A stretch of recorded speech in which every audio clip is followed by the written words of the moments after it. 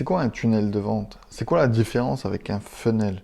Quels sont les outils et les plateformes à utiliser pour mettre en place son propre funnel, son propre tunnel de vente? Alors juste 2 secondes parce qu'au niveau capillaire, je vois qu'il y a un petit souci. Voilà, c'est un peu plus frais, un peu plus propre. Donc si tu veux tout savoir et tout connaître sur les tunnels de vente et sur les funnels, ça se passe maintenant avec Romain et moi-même. Bonjour à toutes et à tous, bienvenue sur cette seconde émission, sur second épisode de l'interview de Romain Plagnard. Hello Romain, comment ça va? Salut Jérôme, bah écoute, ça va très bien. J'ai l'impression de ne plus se quitter depuis 2 épisodes, donc c'est très bien. C'est vrai, il y a eu quelques jours entre la première interview et cet épisode, mais ça nous a permis, pour ma part, de monter le premier épisode et de regarder si on avait peut-être des questions qu'on avait loupées ou quoi que ce soit. Oui. Pour ma part, c'est très bien. J'invite tous les auditeurs et auditrices allez regarder cette première émission, cette premier épisode, ce premier épisode, où le lien se trouve juste au-dessus, en dessous, à droite, à gauche ou sur le moteur de recherche. Hem, est-ce que tu es chaud pour partager toute ton expérience de vieux dinosaure sur les tunnels de vente? Ah, je suis chaud patate. Parce qu'en plus, il faut savoir qu'on fait cette interview. J'ai fait un séminaire il n'y a pas très longtemps et on avait un gros sujet tunnel de vente. Donc, vraiment, là, je suis chaud patate pour partager mon expérience, mais aussi les pépites qu'on a pu échanger lors de ce séminaire qui était incroyablement sympa. Donc, carrément, je suis prêt. Rentrons dans le vif du sujet. C'est quoi un tunnel de vente? Alors, c'est une excellente question parce que si les personnes écoutent l'épisode précédemment, on a posé un peu toutes les bases et le business en général. Si on rentre un peu plus dans le vif du sujet, on va parler de tunnel de vente et je le dis aussi pour les personnes qui nous écoutent, la prochaine fois, ce sera sur la publicité Facebook. Le tunnel de vente, ça va être le parcours que vous allez mettre en place pour amener, en gros, le visiteur à devenir client. Ça, c'est un tunnel de vente. Et le tunnel de vente, on va le voir après, question un peu plus tard, mais le tunnel de vente, vous allez en entendre parler forcément si vous créez un business en ligne encore plus, parce que le business en ligne, vous créez vos pages, c'est ce qu'on appelle un tunnel. Le tunnel de vente, c'est vraiment les étapes qui vont amener d'un état prospect, on va dire, un trafic inconscient à client conscient de votre produit. Et c'est tout un parcours qu'on amène avec différentes pages, différentes étapes du tunnel. Et on parle de tunnel de vente. Donc, c'est vraiment de convertir votre trafic en client. Ça, c'est un tunnel de vente. Un tunnel de vente, du coup, c'est uniquement pour convertir un prospect en client? Ça peut Ouais. pas être un tunnel de vente, mais, est-ce qu'on appelle un tunnel de vente, enfin, en même temps, il y a le mot à l'intérieur, hein, c'est Oui. vente. Est-ce que, je sais pas moi, faire télécharger quelqu'un, une landing page, un formulaire, Ouais. lui envoyer une séquence email ou lui envoyer sur une autre page, simplement pour lui refaire télécharger quelque chose? Ou alors est-ce qu'un un client actuel qu'on essaye de lui faire acheter quelque chose d'autre, on appelle ça aussi encore une fois un tunnel de vente? Ouais, en fait, si tu veux, c'est pour ça que je disais que c'est du trafic, on va dire trafic froid, mais un trafic qui ne vous connaît pas et qui amène à être client. Parce que tôt ou tard, le client, il va devoir passer enfin, le prospect va devoir passer des étapes dans vos tunnels pour devenir client. Sauf qu'en français, on dit tunnel de vente et ça fait un peu un amalgame parce qu'il y a le mot vente dedans. Si on va Oui, prendre les anglophones, les américains, ils disent un funnel. Un funnel, c'est un tunnel. Donc, nous, on pourrait dire tunnel. Parce que le tunnel, en fait, il rentre dans une étape qui peut être de télécharger un lead magnet. C'est pas un tunnel de vente proprement dit, puisqu'on ne vend rien à ce moment-là, mais il rentre dans une exact. étape, dans un tunnel. Donc, pour moi, le funnel, quand on dit funnel, ça parle plus, mais si on doit vraiment résumer en bon français, on dirait un tunnel. Si on va aller un peu plus loin, on dit OK, toujours tunnel de vente, mais il y a un peu d'amalgame de fait là-dessus. Donc, ça reprend exactement ce que tu as dit, c'est un tunnel finalement. OK, Mm. clair pour moi. Est-ce que alors j'ai une question, un petit peu intermédiaire parce que tu l'as dit, que c'est surtout dans le monde du digital, mais est-ce qu'on a des funnels en dehors du digital? Je sais pas moi, Carrefour ou ce genre de business retail, ou Mhm. traditionnel ou peut-être même les vendeurs, d'encyclopédies qui te mettent le pied dans la porte. Est-ce qu'ils ont un système de funnel ou de choses comme ça? Indirectement, oui, parce que dans le mainstream général, on va dire que ça va être plutôt un parcours. Je prends l'exemple d'un Carrefour, effectivement, ils ont pas un tunnel, enfin, ils ont un tunnel de vente sur leur site en ligne, mais dans leur magasin, ils n'ont pas un tunnel à proprement dit. Simplement, tu rentres dans un processus qui s'apparente à un tunnel, ce que eux vont appeler un parcours, puisque quand tu rentres dans le magasin, tu vas aller chercher ce que tu as envie d'acheter, mais eux, ils sont là aussi pour te faire envie d'acheter d'autres choses et de remplir ton caddie, jusqu'à ce que tu arrives en caisse avant de payer. Tu as encore des têtes de gondole là, sur le bord, donc c'est vraiment fini jusqu'au bout pour que tu passes à la caisse et que tu achètes. Bah, dans l'idée, en digital, un tunnel de vente, c'est ça. Sauf que, si je dois imager plutôt, le parcours qu'ils ont ce qu'on appelle in the real life, donc dans la vie réelle, bah, nous, sur le digital, là où on peut aller un petit peu plus loin, c'est que la personne qui passe en caisse, bah, après être passée en caisse, on peut encore lui faire une offre, ce qu'on va appeler un upsell, et un downsell, etc., avant qu'il parte vraiment du magasin. C'est là où en fait le digital est assez fort. Donc on retrouve en fait des similitudes, si tu n'appelles pas ça tout à fait de la même manière, mais globalement le parcours client, on l'a, soit en digital ou soit en tunnel, ou en hors web. Donc oui, on se retrouve un peu dans les mêmes circonstances. Ouais. Donc si si on imagine, pardon, on a Oui, la caisse de Carrefour ou de ouais, Auchan ou je sais pas s'il faut citer d'autres, marques, pour être, c'est clair. fair, Ouais, Leclerc, Lidl. Est-ce que donc ça veut dire qu'après la caisse, on a encore une autre caisse et ouais. encore une autre caisse et encore une autre caisse? Alors même pas. C'est un tunnel, et j'expliquerai tout à l'heure. D'ailleurs, je vous invite à vraiment suivre et bien écouter. Tout à l'heure, j'expliquerai, mais dans ton schéma, le schéma que tu représentes, on n'aurait qu'une seule caisse. Ah, Et on peut faire une autre offre. Après, on peut faire. Alors, les Américains sont très forts pour ça, mais on peut faire plusieurs offres après cette caisse-là. Et en fait, on se rend compte que dans un tunnel, une solution de tunnel aujourd'hui, on n'a pas besoin d'avoir de caisse. On a juste besoin de valider, mais tu ne repasses pas en caisse pour valider ton achat après la caisse. Et ça, je d'accord, l'expliquerai, OK. mais donc il n'y a pas besoin de caisse, de processeur de paiement à chaque fois. OK, c'est clair. Est-ce qu'on peut juste, je suis en train d'essayer d'imaginer, le funnel d'un magasin retail, grande distribution. Mhm. Donc le lead magnet qu'on connaît tous dans le digital, ça peut être potentiellement le coupon que tu as reçu par la poste ou la Exactement. publicité, le catalogue que tu as reçu par la poste. Exactement. Il t'a attiré, il a donné envie d'aller sur, le lieu, donc le Mhm. magasin ou dans le digital, le site internet, d'accord? Ensuite, tu as fait ton offre, il a vu la promotion et il a acheté. Et une fois qu'il a acheté, tu vas l'upseller, donc tu vas essayer de lui vendre quelque chose d'autre Mm. ou moins ou plus pardon, et cetera, et cetera. Oui. C'est exactement ça. Donc en fait, dans le digital, on n'a rien inventé, on a juste tout accéléré. Ah, exactement. Sauf que quand tu le dis là, il y a un point sur lequel, je pense, dans le digital, alors je vais généraliser, hein, après je me ferai peut-être pas forcément que des amis, mais dans ce que je veux dire, mais dans le digital, on a tellement l'habitude de faire des lead magnets faits un peu à l'arrache que faut se poser la question de est-ce que ton lead magnet donne envie de consommer plus de ton produit ou plus de tes produits après? Parce que si tu offres un lead magnet qui est assez basique et la personne ne trouve pas un intérêt de le consommer, elle va pas forcément avoir envie de consommer tes produits après. À l'inverse, un Carrefour, un Leclerc, etc., leurs magazines sont tellement bourrés de bonnes promos vers les bonnes personnes, parce qu'ils savent cibler, que quand tu sais que quand tu vas dans le magasin, tu vas trouver cette bonne promo, donc tu y vas en état de conscience que tu vas la trouver cette promo. Tu vois la différence? Donc, je pense que nous, je m'inclus dedans, digital, faut qu'on s'inspire aussi de ce qui se fait en mainstream Exact. pour l'appliquer. Parce que des fois, on a un peu, je le vois beaucoup dans les coachings que je fais, tu vois, il y a un disparate entre le lead magnet que tu offres et le vrai tunnel que tu as derrière. Donc, tu vois, il y a quand même un lien de causalité à chaque fois. Mais je dirais qu'en mainstream, ils ont quand même une avance sur ce point-là quand même. Alors, j'ai 2 questions. La première, Oui. c'est quand tu me dis qu'il y a un disparate entre, le lead magnet et le tunnel de vente, ça veut Oui. dire j'ai essayé de te vendre, enfin, je t'ai fait télécharger un lead magnet pour, je sais pas moi, pour, comment bien configurer son micro Ouais. et derrière, je t'envoie sur un tunnel de vente pour essayer de te vendre, une souris. Ouais. Oui. Ça a rien à voir Exactement. et ça, tu le Exactement. vois souvent? Alors, ce que je vois, c'est, je vais prendre mon exemple un peu à l'envers. C'est, imaginons, toi, tu es un pro du son. Tu sais gérer le son, on va dire globaliser sur le son. Tu me fais télécharger un lead magnet pour apprendre à choisir mes micros. OK, Ça fait du sens. Derrière, si tu me exact. vends une formation pour justement configurer tout ce matos, je veux dire, c'est cohérent. Par contre, si tu me dis, ben voilà, toi, tu es un pro du son, effectivement, tu me vends un lead magnet non, tu vends à la fin une formation pour améliorer le son. Par contre, dans ton lead magnet, tu me mets un truc tout pourri, qui est un peu un copier-coller sur Internet de, je sais pas, moi, je dis une bêtise, comment installer juste le pied et pas forcément le micro, mais le pied, ça va pas me parler tout de suite parce que je suis pas assez OK. conscientisé du truc. Et donc, ça va pas m'intéresser. Donc, le lien de causalité entre les deux, je vais pas réussir. Le pont, je vais pas le faire correctement. Alors ça revient sur ma deuxième question que j'avais, c'est à quelle quelle valeur tu dois apporter dans ton lead magnet? Parce que ça, c'est une question que je me suis beaucoup posée à titre Ouais. personnel. C'est quelle valeur tu apportes dans ton lead magnet, tout en gardant quelque chose à dire dans ton produit, payant?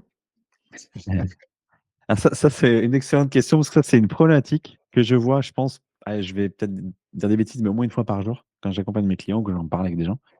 Heu, on a toujours peur de trop donner et on a toujours peur de se dire que j'aurais plus rien à dire dans ma formation ou dans mon produit ou et cetera et ça c'est une peur qu'on a un peu tous, hein. J'en rigole, mais je l'ai eu donc je veux pas le seul truc c'est qu'en faisant ça, on se crée une barrière, un frein de pas donner assez dès le début, voire même des fois trop peu, pensant qu'on va en garder sous le coude pour en donner dans sa formation. Sauf que toi, c'est ton point de vue. Tu connais ton produit, tu connais tout ça. Sauf que le client qui arrive, enfin, le prospect qui arrive, le trafic qui arrive à la base, qu'il ne connaît pas, lui, il n'est pas dans cet état de conscience-là.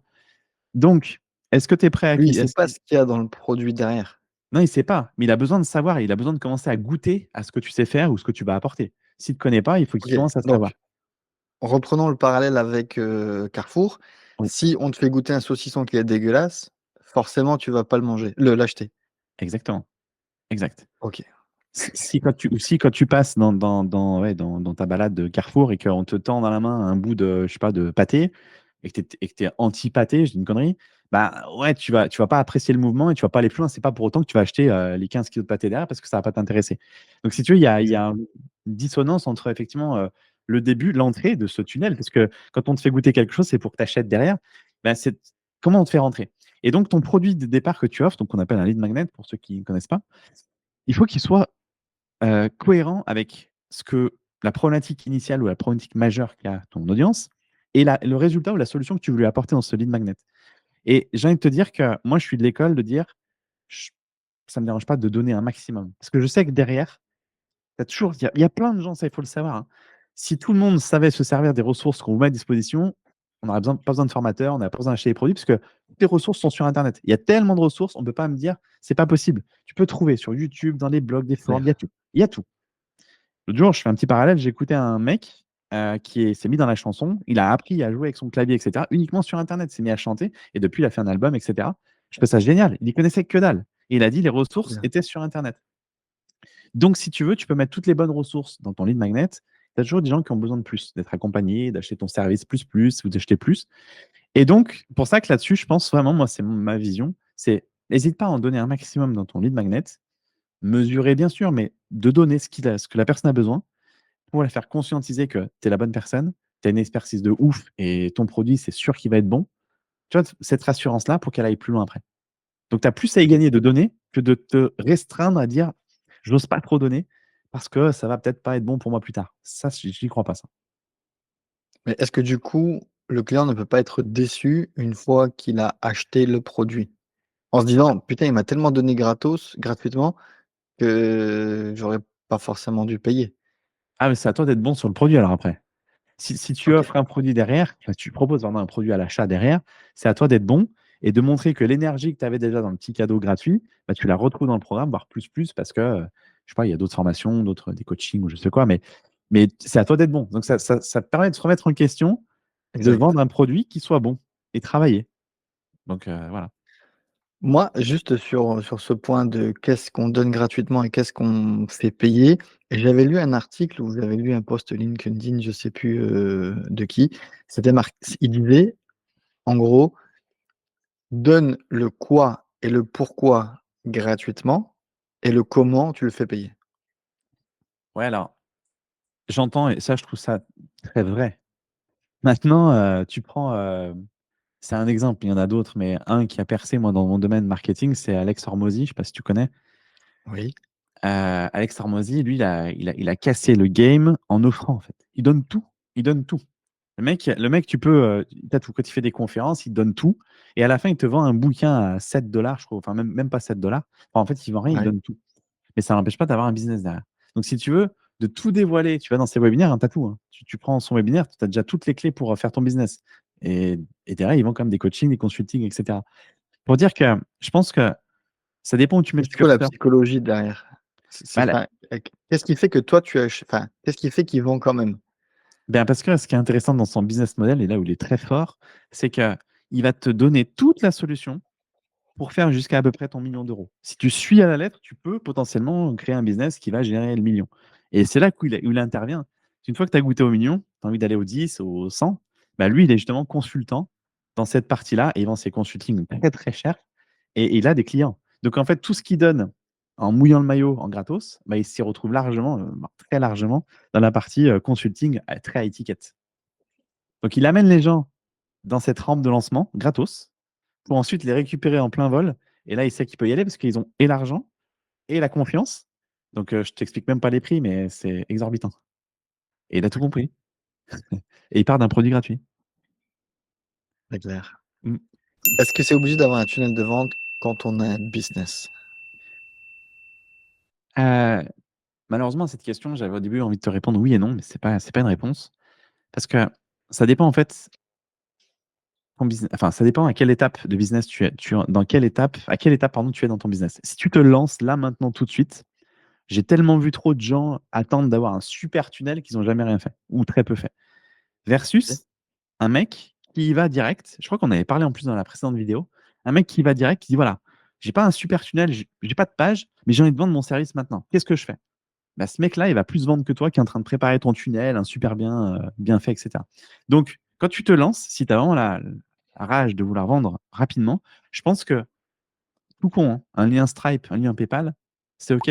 Si je te dis, tiens, Jérôme, je te propose tel type de coaching, tu me dis, ouais, c'est OK, on y va, je t'envoie un lien maintenant, j'ai pas de tunnel, j'ai pas de page, on fait affaire ensemble, bah, je démarre mon business en fait. Donc là, j'ai pas de tunnel et je fais de la vente. Ça, c'est quand tu démarres, j'ai envie de te dire que ça suffit amplement. Ok. Demain, tu veux te professionnaliser et faire plus de ventes et capitaliser sur pérenniser ton entreprise. Là, ouais, là, je te dirais, mets un tunnel en place. On va le voir tout à l'heure, dans l'étude de cas. Que mettre un tunnel en place, tu auras beaucoup plus de chances déjà de faire des ventes, d'optimiser tes ventes et d'améliorer ce qu'on appelle la lifetime value. Ça, c'est un autre débat. Mais voilà, pour te dire que donc le oui et non est justifié par ce que je viens de te dire. Globalement, je conseille quand même d'avoir un tunnel, mais que vous allez optimiser avec le temps. Restez pas 3 semaines sur un tunnel, ça sert à rien. Très clair. J'avais écouté le podcast de Nomad Digital là, qui s'est renommé Le Trilliard maintenant avec Stan Leloup et Paul Faure. Ouais. Stan Leloup, à un moment, il mentionne que il a un tunnel de vente qu'il a depuis des années pour sa formation, Copywriting Mania ou je sais pas exactement laquelle et en fait, il a imaginé son tunnel de vente, je pense qu'il l'a bien imaginé et ensuite il a bourriné de contenus et de vidéos YouTube qui envoient tout le monde sur, son tunnel et il disait là, il y a quelques semaines, quelques mois, qu'il n'a jamais touché depuis qu'il l'a créé, son tunnel de vente. Donc ça tourne en evergreen et vu qu'il avait créé aussi du contenu, evergreen, des vidéos YouTube et tout ça, donc ça s'auto-alimente et il y a plus besoin de toucher à quoi que ce soit. C'est quoi ton sentiment là-dessus? Eh ben, il a trouvé un bon business model parce qu'en fait, son point de départ reste YouTube, qui reste un actif. Ou le blogging. Parce que si tu veux, les contenus qu'il crée lui, c'est des contenus qui résident dans le temps, qui sont là aujourd'hui, qui seront là encore dans 5 ans, et qui en plus, pour ceux qui ne connaissent pas, il a quand même des très bons contenus vidéo ou même écrits. C'est un Exact, bon marketeur, il est très très bon. Et en fait, comme ces contenus sont riches en valeur, il les a publiés sur YouTube et du contenu texte sur ses blogs. Derrière, c'est un peu intemporel, ça. Donc, se servant de ce vecteur-là, tant qu'il aura sa notoriété, mais tant qu'il y aura des recherches sur ces mots-clés et qu'il continuera, grâce aux algorithmes, d'être bien positionné, bah, son moteur s'alimente tout seul et sa formation est en evergreen. Sauf que là, je mettrais un tout petit bémol, bien que lui, je pense qu'il est passé à autre chose, mais c'est quand même de surveiller ce modèle-là parce que tu restes tributaire des algorithmes des plateformes, quoi qu'il en soit, qu'on le veuille ou non, hein. exact. Et lui, il a une certaine notoriété. Donc, si tu veux, ça appuie quand même ses vidéos, j'imagine. À l'inverse, quelqu'un qui n'a pas du tout de notoriété, qui met le même système en place, avant qu'il perce un peu plus, il faudra quand même qu'il se lève de bonne heure. Donc, je dirais que lui, il a cette notoriété-là. Donc, ça l'aide. Donc, ce modèle est très bien, hein. Par contre, rêver de faire la même chose demain, ah ouais, lève-toi et crée-toi déjà ta communauté. Et après, mets-le en place. Ouais, pourquoi pas. OK. Mm. Quels outils ou plateformes recommandes-tu du coup pour mettre en place et gérer son tunnel de vente et pourquoi? Voilà. Alors, ça, c'est pareil, c'est une question, je l'ai souvent. Il y a pas une plateforme meilleure qu'une autre. Toutes les plateformes se ressemblent, s'assemblent, sont complémentaires ou certains sont un petit peu plus poussés. Ce que je dis moi à mes clients, c'est, ou même mes potes, c'est va tester une plateforme qui te semble être la bonne, tu as peut-être entendu, tu as peut-être vu, etc. Teste-la 15 jours, parce que tu peux tester en général 15 jours. Vois si l'outil te plaît. Parce que c'est pas, je vais prendre le premier venu, c'est les outils dont tu cites, c'est ton outil de travail. C'est-à-dire que c'est quelque chose avec lequel tu vas travailler tous les jours, créer tes pages, tes tunnels de vente, tes machins, etc. Si dès le départ, tu n'aimes pas la solution, tu trouves nul, ça va pas, etc., ça va pas. Donc, c'est de choisir en fait un bon territoire, donc une bonne plateforme qui te semble être OK, avec un support technique derrière qui te plaît, être en français, en anglais, enfin, c'est toi qui choisis. Donc, c'est plus là-dessus que j'irais, d'être bien dans la plateforme que de dire tiens, celle-ci, elle a plus de ça que ça, parce que trouver la plateforme parfaite qui fait tout, avec toutes tes options, c'est pas, ça n'existe pas aujourd'hui. Exact. Tu auras toujours un truc, même si tu pousses à bout ta plateforme, il va te dire ah tiens, il manque ça. Bon. Exactement. Et au final, tu ne te lances pas vraiment ou là, tu te mets des barrières. Donc, va sur quelque chose qui te plaît, en tout cas, il te semble plaisant, utilise la plateforme, teste-les. Enfin, moi, j'invite à tester. Il y a 15 jours gratuits, vous faites des tests sur ClickFunnels, System.io, etc. Et voyez quelle est la plateforme qui est la mieux. Parce que tu prends 10 digital nomades, tu leur demandes aux 10, ils ont chacun des plateformes différentes. Mais ça se justifie par Ouais. exemple aux besoins, etc. Donc, il n'y a pas une plateforme mieux qu'une autre, je pense. OK. Juste une précision, quand tu dis plateforme, on parle que d'emailing ou on parle aussi de SMS, de Instagram? Enfin, un tunnel de vente, il est monocanal, je sais pas si ça se dit, ou il est multicanal? Ah, ça dépend encore une fois du chemin dans lequel tu vas aller. Si tu sais que ton tunnel, ça va être purement digital et relance, par exemple, avec de l'email simple, ce qui est déjà bien, bah, tu n'as pas besoin de solutions WhatsApp, SMS, etc. Ces solutions, tu peux après les implémenter un peu plus tard, les plugger si tu veux plus tard. Toutes les plateformes qui existent, System.io, ClickFunnels, etc., s'améliorent constamment, mais toutes ne font pas tout ça. SMS, etc., newsletter, certains ne font pas le mailing, enfin, ça dépend. C'est pour ça que ça dépend en fait du besoin. Si tu me dis demain, j'ai besoin de tout, mailing, les pages, etc., bah, il faut aller vers une solution peut-être plus spécifique. Mais il n'y OK. a pas une solution qui fait tout. Donc, déjà, ouais, puis vraiment, les plateformes sont différentes les unes des autres. Tu en as qui font le mailing, d'autres pas. Voilà. Après, ce que je conseille aussi, c'est si vous voulez faire du SMS, du mailing, tunnel de vente, c'est d'essayer de ne pas trop mettre tous ses œufs dans le même panier. Parce que si tu prends OK. une seule et unique solution qui fait tout, je l'ai vu, il y avait un nom, il y avait une plateforme qui avait sorti ça il y a quelques années, ils se sont fait dépasser après par System.io. Ils faisaient tout. Mais le jour où la plateforme, elle tombe en rade, ton business est mort. C'est Tu es obligé clair. d'appeler le support pour leur demander qu'ils te remettent le truc. Tu vas pleurer comme un fou au téléphone, mais en fait, tu vas être tributaire de l'attente de leur mise en ligne, s'ils remettent en ligne. Donc attention à ça. C'est pour ça que j'aime bien dire diluer un peu. Vaut mieux avoir un système de mailing quelque part, un système de tunnel de vente quelque part, et puis SMS plus tard, mais de diluer un peu. Parce que ça sécurise votre business. OK. Alors moi, je suis partiellement d'accord avec toi. OK. Pourquoi? Parce que je trouve que après ça fait monter des usines à gaz avec des API, des accès, du no code potentiellement, Mmh. heu et pour l'avoir essayé, sincèrement, en fait, j'ai perdu beaucoup, beaucoup, beaucoup de temps à essayer de tout connecter les uns aux autres, que j'ai perdu, en fait, beaucoup, beaucoup de temps. Et maintenant, je suis plus dans une dynamique où je prends, moi, à titre personnel, Brevo, OK, donc ex Sendinblue, Oui. qui fait, mes tunnels avec, en fonction des tags, en fonction des funnels, et cetera, et cetera. Il permet aussi de faire du SMS, mais je n'en fais pas. Il permet de faire du push notification, mais je n'en fais pas. Il permet de faire du WhatsApp, il permet de faire plein de choses, mais je me contente de faire de Mmh. l'emailing automatisé. De temps en temps, je fais des newsletters, mais très, très, très peu. Et de l'autre côté, j'ai un système de formation qui s'appelle Circle, enfin anciennement Circle, Ouais. et que j'ai connecté avec les API, et cetera, et cetera. Mmh. Et ça me va très, très bien. Alors qu'avant, j'avais créé ma propre plateforme, j'avais mon système de mail que je gérais moi avec Mailgun, que j'avais quoi encore? J'avais Thinkific pour l'espace de formation, j'avais Mmh. tout un espace communautaire sur Discourse qui faisait la partie forum, et j'avais mon front qui était, WordPress. OK. Et tu essayes de faire discuter tout ça, et j'étais obligé d'avoir un développeur premièrement, ensuite, enfin,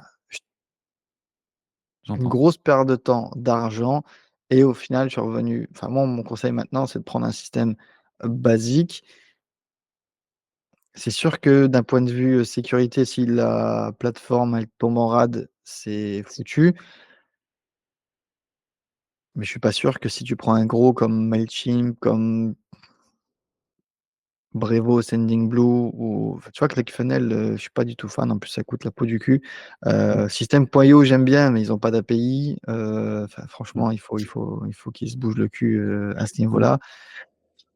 Et c'est loin d'être encore une fois parfait. Et comme tu l'as dit tout à l'heure, il n'y a pas une seule plateforme. Franchement, je crois que je les ai peut-être toutes testées, sauf les trucs un petit peu exotiques. Et à chaque fois, il manquait quelque chose. Donc, partez du principe qu'il n'y aura pas le truc parfait. Ça c'est inévitable, je pense en tout cas personnellement. Ou alors je suis passé à côté de quelque Non, chose. c'est illusoire de penser ça, complètement. Et prenez quelque chose où vous avez les besoins actuels et n'imaginez pas, et ça c'est mon gros problème, c'est oui, mais dans 6 mois je vais avoir besoin de ça, dans 6 mois je vais avoir besoin de ça, etc. On avisera dans 6 mois et ça se trouve, tu n'en auras même pas besoin de ça. Donc moi, mon conseil, c'est partir si tu commences ton business moins cher et ensuite de faire, enfin dans tous les cas, dis-moi ce que tu en penses, mais dans tous les cas, le business 100% automatisé, est-ce qu'il existe? Non. Je pense pas, en fait. Certains vont peut-être te dire oui. Moi, je connais des clients, ils ont une partie de leur business qui peut s'automatiser, mais quoi qu'il en soit, tu dois rester le pilote de l'avion, tu dois rester le capitaine du bateau. Tu dois quand même contrôler. Donc, l'automatisation, elle a ses limites à un moment donné. C'est pas tu automatises tout, puis tu vas sur les îles en train de siroter un cocktail, etc. On en est loin. La solution parfaite, elle n'existe pas. Je pense aussi, j'ai tout testé comme toi. Mais dans ce que tu dis, dans le système où tu es revenu un peu plus simple, tu as quand même un autorépondeur qui est Brevo, et puis tu as ton autre solution qui va être Circle, Ouais, où tu utilises un peu Notion aussi, je crois. Mais l'idée, exact. c'est quand même que, voilà, aujourd'hui, je prends l'exemple de System.io, qui est très bien. Effectivement, ils n'ont pas encore mis les API, ça va arriver, je crois, mais bon, admettons, ça c'est déjà bien. Tu fais du mailing, tu fais tes pages de vente, tu fais tes formations. Tu dis, tiens, c'est cool, l'outil est tout clé en main. Honnêtement, je vous conseillerais même d'y aller. Je me dis, bah, c'est le plus simple. Mais soyez conscient, en fonction du chemin que vous allez prendre, que s'il arrive une couille, parce que personne n'est infaillible, si System.io t'en marade un jour, 2 jours, et que demain vous êtes au stade de faire, je sais pas, hein, des milliers d'euros de vente tous les jours, ce que je vous souhaite, bah, ça fait mal au cul quand pendant un jour ou 2 jours, ta plateforme est à HS et tu peux rien d'autre, faire rien d'autre que d'attendre. D'être tributaire de quelqu'un, c'est chaud. Mais après, si tu as choisi ce chemin, bah, c'est OK. Mais si tu es prêt à partir dans plus usine à gaz, c'est vrai, il faut un développeur, il faut des plateformes, etc. J'avoue, c'est un autre chemin à prendre, un autre risque. Ça se calcule. Mais c'est en tout cas en amont, quoi qu'il en soit, de bien réfléchir que la solution parfaite et imaginée ou fantasmée par vous n'existera pas. C'est d'avancer, de faire ce qu'il y a à faire maintenant et de programmer plus tard. Et si demain vous devez changer de plateforme, bah, c'est pas grave. Dans ces cas-là, tu fais appel Ça à se des fait, petites mains. exactement. Ça se fait. Ça se fait. Et vaut mieux avoir ces problèmes de riches, de dire tiens, change de plateforme parce que j'ai plus de Exactement. gens et plus de sous, que d'attendre à trouver le truc parfait, quoi. Ça, c'est clair. Ex Totalement d'accord avec toi. Et mon conseil perso, c'est si vous commencez ou partez sur System.io, qui est une des solutions françaises, les plus complètes et les Mmh. plus simples d'utilisation. Et bon, franchement, moi, j'étais étonné de voir des gros formateurs utiliser System.io. Je me suis dit: «Mais c'est un truc de pauvre», tu vois? Et en fait, ben, ils se sont pas cassés la tête. Ils y vont, ils bourrinent et derrière, ben, ils sont loin. Ouais, ils ont bien parcouru, leur petit chemin. Ils sont partis sur, ils ont bien copié, ClickFunnels, il faut le dire, mais ils l'ont amélioré et en français et il y a un support aussi, qui est Ouais. réactif. Donc c'est vrai que c'est une solution, ouais, clé en main et honnêtement aujourd'hui qui répond à un vrai besoin et une vraie demande, donc ça c'est cool. Exactement, tout à fait. Peux-tu donner la liste des tunnels, funnels à absolument mettre en place? Alors j'ai pas une liste, mais j'ai pour moi un conseil.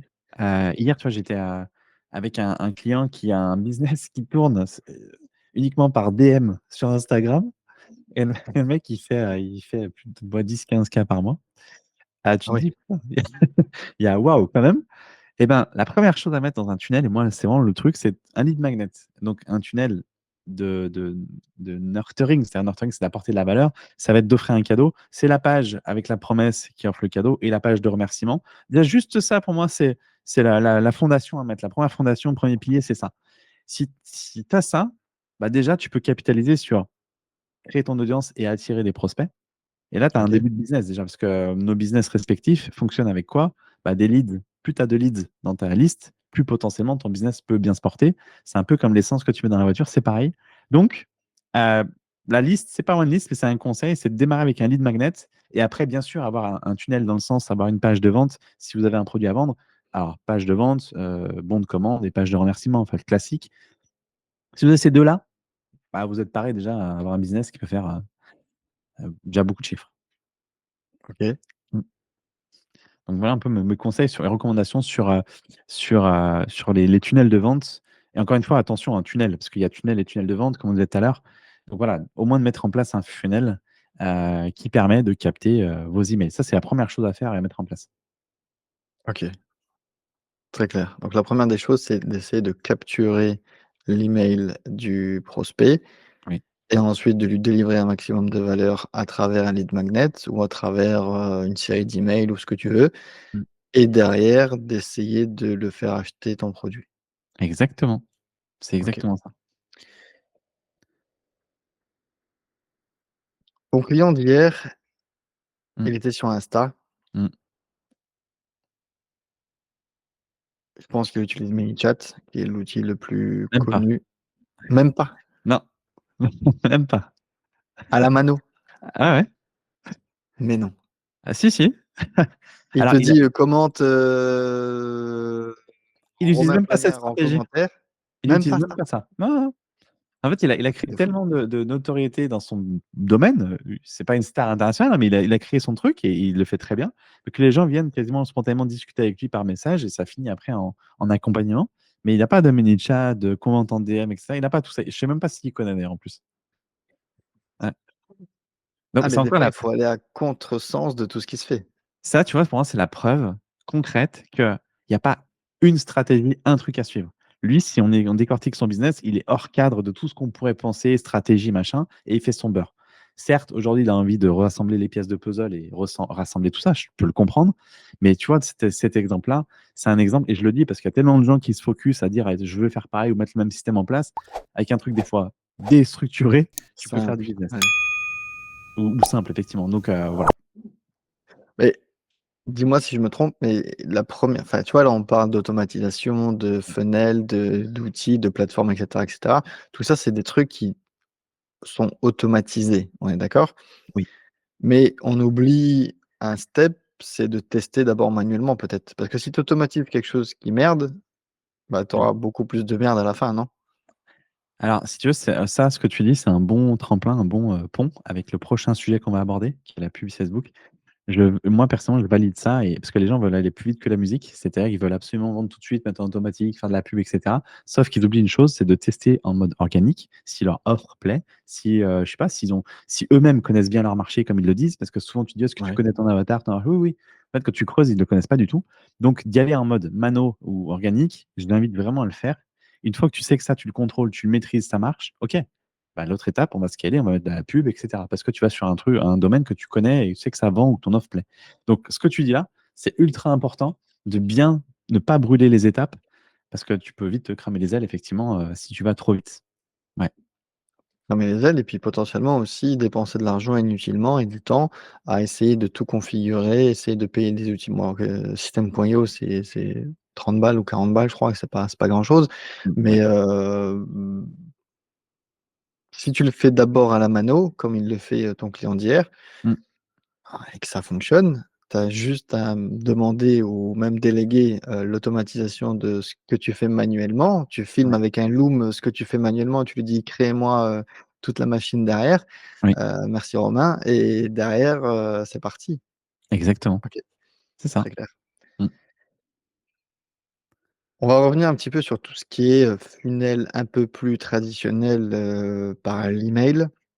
Et du coup, pour moi, en fait, qui suis un petit peu technique, je vois tout de suite justement des problèmes un petit peu de configuration parce que, ben, on connaît tous le spam, l'onglet, notifications, promotions, je Mm. sais plus encore c'est quoi Réseaux sur sociaux. Gmail, réseaux sociaux, pardon. Heu, Moi, ce qui m'importe, c'est d'arriver dans la boîte principale. Oui. Est-ce que tu as des petits conseils à te donner rapidement, sans rentrer dans les Ouais. parce que ça peut vite faire peur, en fait, ce truc-là, mais est-ce que tu as des petits conseils techniques à donner à nos auditeurs et auditrices? Ben, en fait, j'aurais même pas de conseils spécifiques puisque aujourd'hui, là maintenant, au moment où on fait cette vidéo, les plateformes on va reprendre System.io, on va reprendre. Moi, j'utilise GetResponse pour mon autorépondeur, mais toutes les plateformes, ils viennent et te mettent un message d'alerte quasiment pour te dire que tu dois authentifier ton mail. Et même System.io l'a dit il n'y a pas longtemps. Avant, tu pouvais venir avec un mail Gmail perso. Aujourd'hui, ils ne le veulent plus. Ils veulent que ce soit un mail pro. Ce qui fait dire Ok. que il faut authentifier tes clés. Alors, effectivement, il y a SPF, DKIM et puis des marques. Enfin, voilà, c'est très technique, mais c'est des clés qui sont assez faciles à mettre en place, mais que vous devez absolument mettre en place aujourd'hui pour vous assurer d'avoir un maximum de délivrabilité. Parce que tous les providers, Google, enfin, Gmail, Hotmail, etc., vont durcir leurs règles et tout mail qui ne sera pas authentifié, on va dire sécurisé ou authentifié ou reconnu, effectivement, les providers mettront certainement en possibilité des mails en spam. Donc, pour Ok. donner toutes tes chances d'arriver potentiellement, parce qu'attention, c'est pas parce que tu mets des clés SKF, enfin, DKIM, toutes ces clés-là, tu les mets, que tu arriveras 100% dans la boîte mail. C'est clair. Si Il y a des tu fais probabilités nage sur derrière ton ça. sujet, sur le corps de ton message ou que tu utilises des mots un petit peu étranges, chelous, euh, même si tu as mis toute la technique en place Ouais, robuste, tu finiras quand même en spam. Donc, c'est ça. on est d'accord. Euh, Moi, encore une fois, pour revenir un petit peu sur le sujet d'avant, tout ce qui est avant d'automatiser, tu le fais manuellement. J'avais mis en place en fait un système sur Gmail, donc j'ai un Gmail Pro, donc un workspace, Oui. ou même sur Gmail perso, je pense que tu peux le faire, mais en fait, simplement avec des filtres où j'avais fait mon funnel manuellement. C'est-à-dire que j'avais demandé dans mon lead magnet d'écrire Hmm. à mon email, à mon adresse, avec un Tu- sujet précis. Ouais. Dans un filtre, j'avais fait une automatisation et un autorépondeur qui disait donc dans Gmail, hein, qui disait Mhm. que, bah, si je reçois un email avec ce sujet-là ou ce mot-clé dans le sujet, eh ben, tu envoies cet email-là. Mhm. Et rien que ça, en fait, tu vois, pour 0 €, enfin, ça coûte 10 ou 13 € par mois, Gmail Pro, mais tu peux arriver comme ça avec des systèmes d'automatisation qui sont assez simples à mettre en place et qui te permettent, en fait, de commencer à faire du marketing automatisé, j'ai envie de te dire. Donc voilà. J'ai un client Et qui en l'utilise d'ailleurs et ça marche très bien. J'ai un client c'est qui le vrai? fait. Ouais, il le fait. Il fait des publications sur Facebook. Il demande aux gens d'envoyer un mail sur un mail Gmail. Il envoie. Il a une automatisation dans Gmail et ça se fait tout seul, si tu veux. Donc, je trouve ça marrant et en fait, effectivement, avec un peu d'ingéniosité et d'astuce comme ça, vraiment aujourd'hui, tu peux démarrer avec pas grand-chose. C'est clair. Quelle est l'importance que tu accordes, toi, dans ton business ou à tes clients, dans la personnalisation des tunnels et comment est-ce qu'on utilise, en gros, les données des utilisateurs pour personnaliser le funnel? Alors ça, effectivement, moi, j'appelle ça la cohérence, parce que c'est facile à dire, mais moins facile à faire. Je donne un exemple, ça j'en parlais, je pense, au moment où on parlait de la pub, mais je voyais souvent, moi, des gens qui mettaient en place des publicités et quand tu cliquais, tu tombais sur un tunnel qui avait plus le même message que la publicité du départ. Donc là, déjà, tu perds la personne. Pour illustrer et pour donner une image à tout le monde, c'est quand tu vas sur un site e-commerce, tu vas consulter ta paire de Nike rouge, tu sors du site, tu vas sur Facebook, boum, tu es retargeté. Quand tu vois la pub, tu as la photo de la Nike rouge, tu cliques, tu tombes sur la fiche produit. Dans la logique, c'est ça. Je l'ai vu il n'y a pas très longtemps, retargeting, c'était Cdiscount. Je clique sur la photo, je tombe sur un autre produit. Déception absolue, je ferme, je clique. Bah ça, en fait, c'est exactement ça. C'est la cohérence. Donc, dans un tunnel, pour OK. qu'il soit efficace, c'est d'être cohérent dans le message que tu fais passer. Et après, si tu peux apporter cette personnalisation, c'est vrai que c'est encore mieux. Quand je dis personnalisation, c'est l'intérêt de capturer l'email au début, quand tu offres le cadeau, ça peut être de collecter le prénom, le nom si vous voulez, mais bon, le prénom et l'email au moins, et le numéro de téléphone si vous voulez. Bon, plus il y a de champs, plus il y a des frictions possibles, mais voilà. Quand vous capitalisez sur le fait d'avoir, par exemple, le prénom, moi je sais que par exemple sur Thrive Leads, qui est une solution sur WordPress, on peut créer des tunnels. Bah, tu peux reprendre le prénom de la personne et l'inclure dans la page de remerciement. Et quand tu fais, tiens, Jérôme, il prend mon cadeau, il arrive sur la page de remerciement, et merci Jérôme, c'est super. Bah, déjà, il y a une personnalisation, tu te sens plus touché Exact. que salut à tous, merci d'avoir téléchargé le truc. Donc, tu personnalises un peu le message. Et encore, ça, c'est qu'un exemple, mais tu peux pousser beaucoup plus loin. Donc, quand tu as l'opportunité de le faire, alors là, c'est un petit peu technique parce qu'effectivement, on en parlait tout à l'heure, c'est des variables que tu peux mettre en place, mais ça touche plus l'utilisateur puisque tu personnalises, tu lui parles à lui. Il faut savoir qu'en psychologie, quand tu t'intéresses à la personne, bah, la personne, elle va forcément plus avoir d'intérêt pour toi et t'écouter ou te regarder si tu t'intéresses à elle. Donc sur la page, c'est un peu pareil. Si tu peux personnaliser, ça c'est top. Et moi, j'avais vu des gens, des petits malins qui faisaient beaucoup de pubs comme ça et en fait, ils mettaient même il captait ton IP pour dire tiens, salut, merci Jérôme, je sais que tu n'es pas loin de Metz, ou un truc comme ça. Il personnalisait par rapport à ta région. Alors, c'était localisé Ouais. grossièrement, mais tu vois, tu apportes une personnalisation sur le message. Donc, c'est la cohérence du départ. Et si tu peux personnaliser, c'est bien. J'en parle pas trop parce que sur les solutions de tunnel de vente, tu peux pas forcément personnaliser avec des variables ou c'est un peu technique et là, on rentre dans un autre domaine. Mais si vous avez un Ok. message cohérent du début à la fin et que vous pouvez apporter cette personnalisation, bah, c'est vrai que vous marquez des points auprès de votre utilisateur. Donc ça, c'est important et intéressant de le faire aujourd'hui où il y a effectivement la concurrence qui va être plus importante sur le web. Donc c'est bien, c'est ces petites attentions qui changent, qui font la donne. Très, très, très clair. Moi, je sais que j'essaye au maximum de demander le prénom Mhm. et l'adresse email, pas plus. Mais derrière,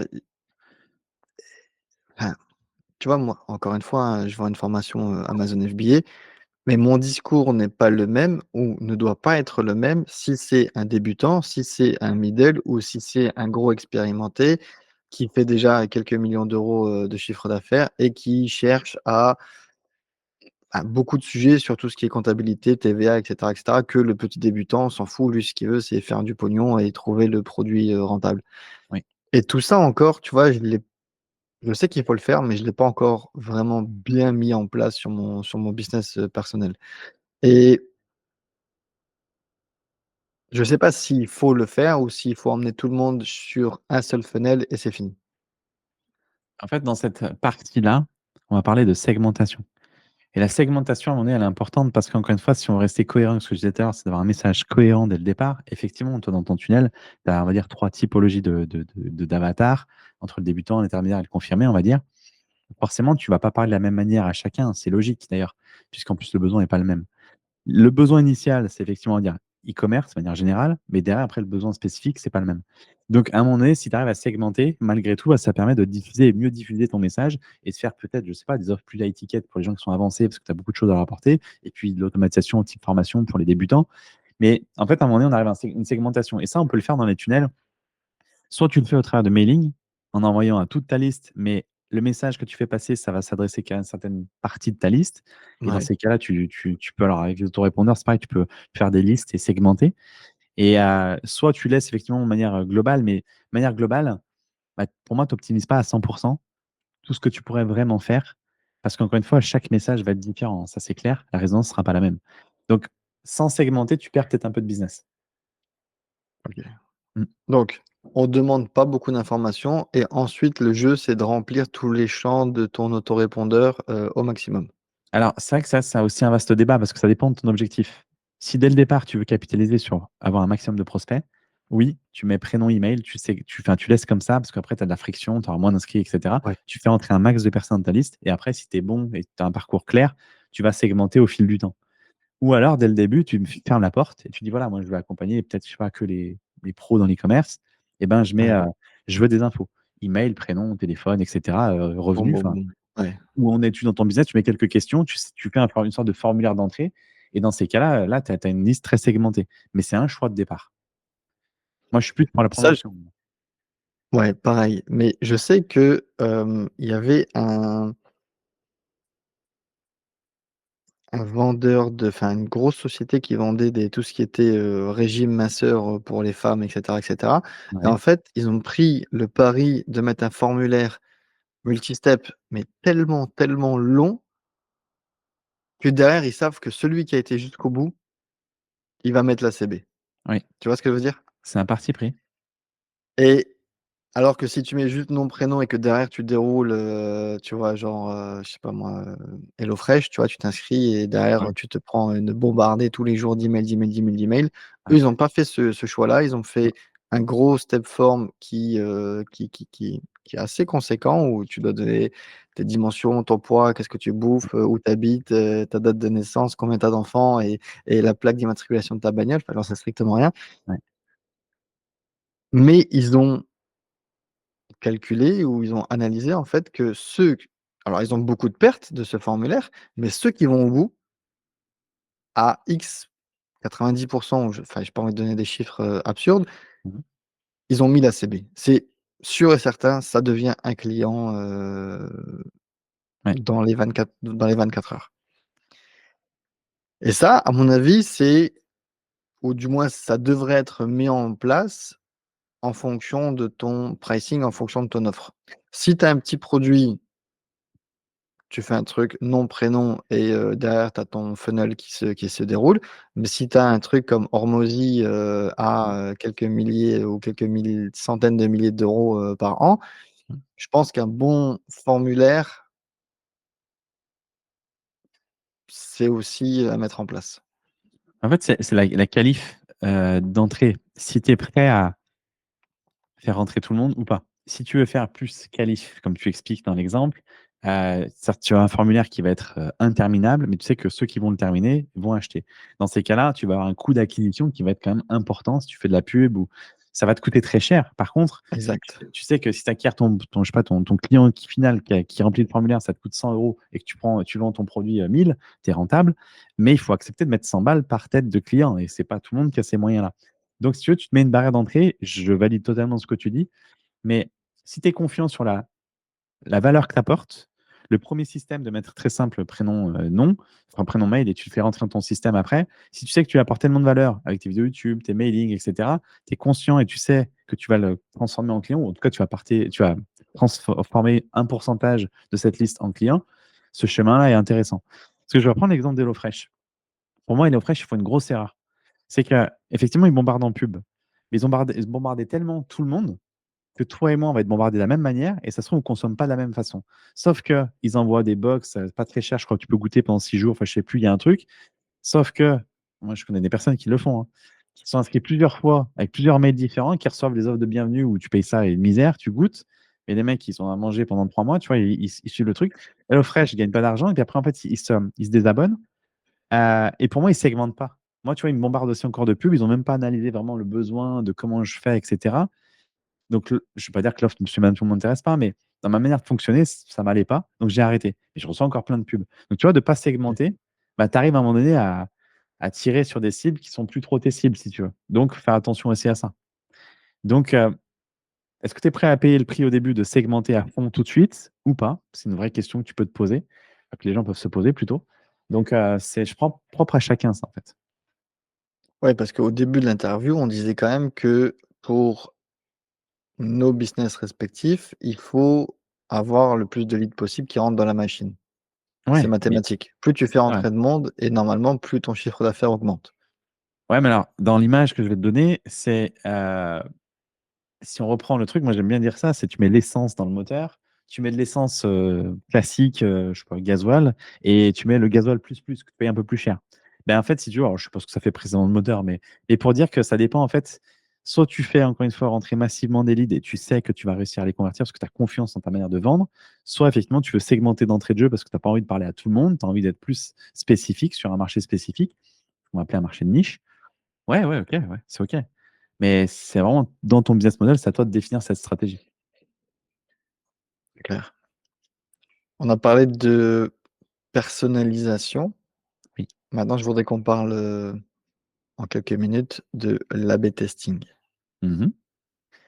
Qu'est-ce qui fait ou à quel moment, parce que tu vois, ça, c'est des sujets aussi que, on te rabâche sur YouTube ou, dans les articles où tous les marketeurs, te disent de mettre en place. Moi, à titre perso, je crois que je l'ai jamais testé d'A/B testing. À quel moment, en fait, tu fais de l'A/B testing? Pourquoi tu fais de l'A/B testing? Et tout d'abord, c'est quoi de l'A/B testing? Alors, l'A/B testing, comme son nom peut l'indiquer, c'est A et B testing, c'est que tu vas avoir en fait une ou plusieurs pages. Oui, Je te coupe, j'ai entendu A, B, C, D, E, F, testing. ouais, alors, ouais, on peut aller loin. Effectivement, j'ai entendu aussi, mais alors, heu en fait, enfin, il y a plein de choses. Le A/B testing, c'est justement de tester des pages, des variations de pages pour voir qu'est-ce qui fonctionne mieux auprès de votre audience. Vous faites une page de vente, par exemple, ben, vous allez faire votre première page de vente et ensuite, si vous voulez aller un peu plus loin, vous allez peut-être en faire 2 déclinaisons. Ça va peut-être une, c'est du texte et l'autre, c'est peut-être une vidéo, ce qu'on appelle une vidéo de vente, pour tester votre public, vers quoi il s'oriente et vers quoi vous pouvez mieux convertir. Ça, c'est de l'A/B testing. Sauf que moi, je suis dans ton cas aussi, comme toi, je n'ai pas beaucoup testé parce qu'en fait, si tu veux, l'A/B testing, c'est comme si je te disais: «Bah, tiens, va t'acheter tout de suite une Ferrari pour aller acheter le pain tous les matins et faire 300 mètres». Tu vas me dire, bah, je peux y aller à pied, en vélo, en petite voiture, ça me suffit, pas besoin d'une Ferrari pour ça. Bah, c'est un peu pareil, si tu veux. Avant de passer à l'étape de A/B testing, analyse tes data déjà. Parce Ouais. que il faut avoir quand même un max de data. Quand je dis data, c'est avoir du trafic, avoir des ventes, avant de prendre des décisions. Parce que si tu commences à exposer ta page, je sais pas, à 100 personnes, tu dis, oh mince, ça vend pas, je vais faire un A/B testing. Mec, déjà, attends d'avoir plus de données. 100 personnes sur 70 millions qui vivent en France, c'est très bas, hein, c'est une goutte d'eau. Donc, plus de data. Donc, il faut avoir beaucoup de data pour faire l'A/B testing. Donc, si vous ne le faites pas, l'A/B testing, c'est pas très grave. Par contre, surveillez bien vos stats. Je pense qu'on y viendra après sur cette question-là. Surveillez bien vos stats et parfois, effectivement, autorisez-vous à modifier peut-être, je sais pas, une accroche, promesse, Ok. ou, ou peut-être parfois, si on pousse un peu plus le vis, le bouton, parce que des fois, il y a des boutons qui ne sont pas forcément bien positionnés. Bon, ça fait partie des A/B testing que vous pouvez faire. Donc, si vous n'en faites pas, c'est pas grave en soi. Après, ça dépend à quel niveau de business vous êtes. Les personnes qui font des millions, c'est tellement de la microchirurgie qu'après, l'A/B testing, c'est légion, c'est monnaie courante. Super. Euh, mais ce que vous pouvez faire, avant de partir sur l'A/B testing, inspirez-vous des gros groupes. Je vais prendre Amazon, je vais prendre Cdiscount, etc. Mais je vais prendre Amazon pour l'exemple. Amazon dépense des millions, je ne sais pas, c'est même pas des milliards, peut-être dans le marketing depuis qu'ils sont nés. Croyez-moi qu'ils testent tout ce qu'il faut pour bien cliquer là où il faut, avec des mots impactants là où il faut. Donc, s'inspirer de ce qui marche, ça peut être aidant pour son propre business, à l'implémenter, à essayer de regarder. Donc, ça peut être sous une forme d'A/B testing, si tu veux, de tester là-dessus. Mais le seul conseil que je peux donner, c'est attendez d'avoir beaucoup de data pour prendre des Ouais. décisions. Parce qu'après, vous flinguez votre business. Si tu prends des décisions tous les 4 matins, tu flingues le bordel. Et on en va en parler beaucoup dans la pub Facebook. Je reviendrai là-dessus. Parce que ça, c'est une erreur monumentale. Je suis d'accord avec toi. Quand tu dis beaucoup de trafic ou beaucoup de data, c'est quoi? Beaucoup? Ben, c'est vrai que c'est beaucoup, ça ne veut rien dire. Beaucoup, ça peut être. Je dirais que quand je conseille à un client de commencer à prendre des décisions, de peut-être voir sous un autre angle, c'est par exemple d'avoir au moins 1000 leads sur une page, par exemple, de capture, pour dire tiens, ça va pas. Alors après, ça dépend aussi du pouvoir d'achat. Si tu as pas un gros budget, attends au moins d'avoir 100 leads pour dire ouais, effectivement, là, il y a un problème ou elle convertit pas bien. Ou si c'est l'objectif lead, ou si c'est juste de montrer ta page, attends d'avoir au moins 100, 200, voire au moins 1000 impressions pour faire quelque chose.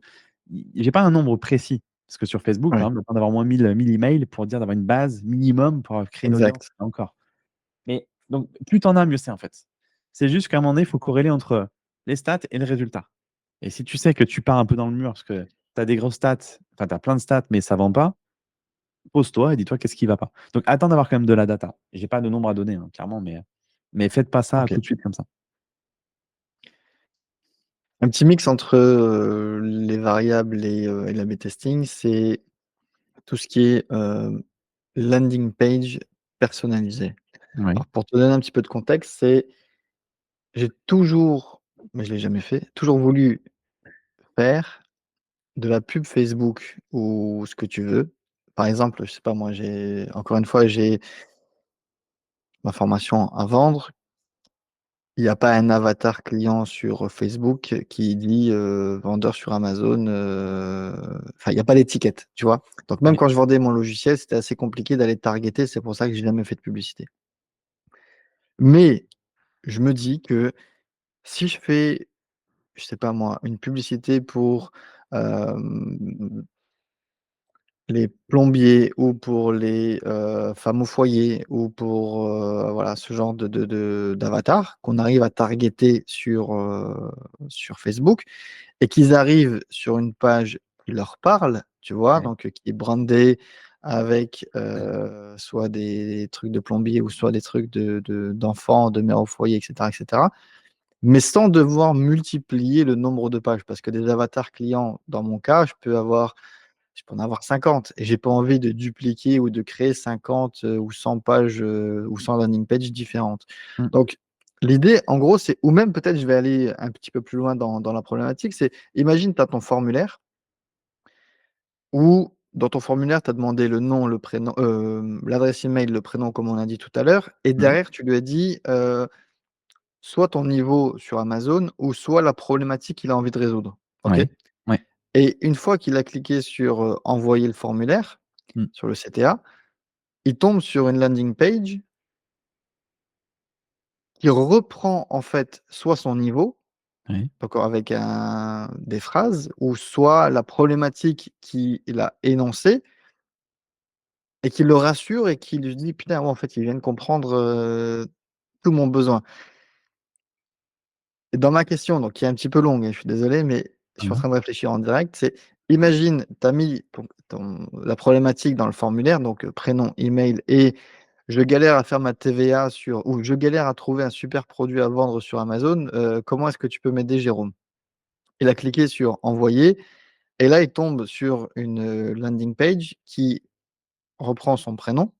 Ça, c'est assez facile comme tu l'as dit, mais qui derrière, en fait, va être ultra personnalisé, peut-être même avec ChatGPT, qui a compris la problématique et qui va faire des blocs de texte ou mettre des images, en fonction de sa problématique, tu vois? Je sais pas moi, Alibaba, Mmh. des et cetera et cetera. Est-ce que ça, c'est faisable? Est-ce que c'est le futur? Est-ce que c'est bien? Est-ce que c'est à un autre niveau? Est-ce que c'est voilà. Alors, c'est un niveau, assez élevé déjà. Le conseil que je peux donner juste avant de répondre à cette question, c'est avant de partir dans tout ce schéma-là, parce que c'est très technique, ayez juste une bonne promesse. Quand vous partez sur un avatar, je donne un exemple tout bête qui me vient là, les femmes enceintes, elles ont un problème X ou Y, étudiez bien cette problématique-là, faites une promesse. Sur votre landing page, si vous avez une promesse qui est impactante avec votre cible, déjà juste ça, sans citer le prénom de la personne ou la problématique spécifique qu'elle a, dans votre promesse, déjà, vous allez impacter. Ça vous permet largement de faire un tunnel de vente ou capture. Maintenant, si on va aller plus loin, le système que tu évoques là, c'est beaucoup les média buyers. J'appelle ça les média buyers un peu malins, parce qu'ils vont pousser le vice beaucoup plus loin. Par contre, ça se fait pas n'importe comment. C'est-à-dire que c'est beaucoup utilisé, par exemple, avec Google Ads. Dans les campagnes Google Ads, les média buyers, ce qu'ils font, enfin, pour les petits malins et ceux qui vraiment affinent leur campagne, ils vont partir de la campagne du client. Campagne du client, dans le titre des pubs, on peut utiliser la variable maintenant dans Google, donc avec Ads.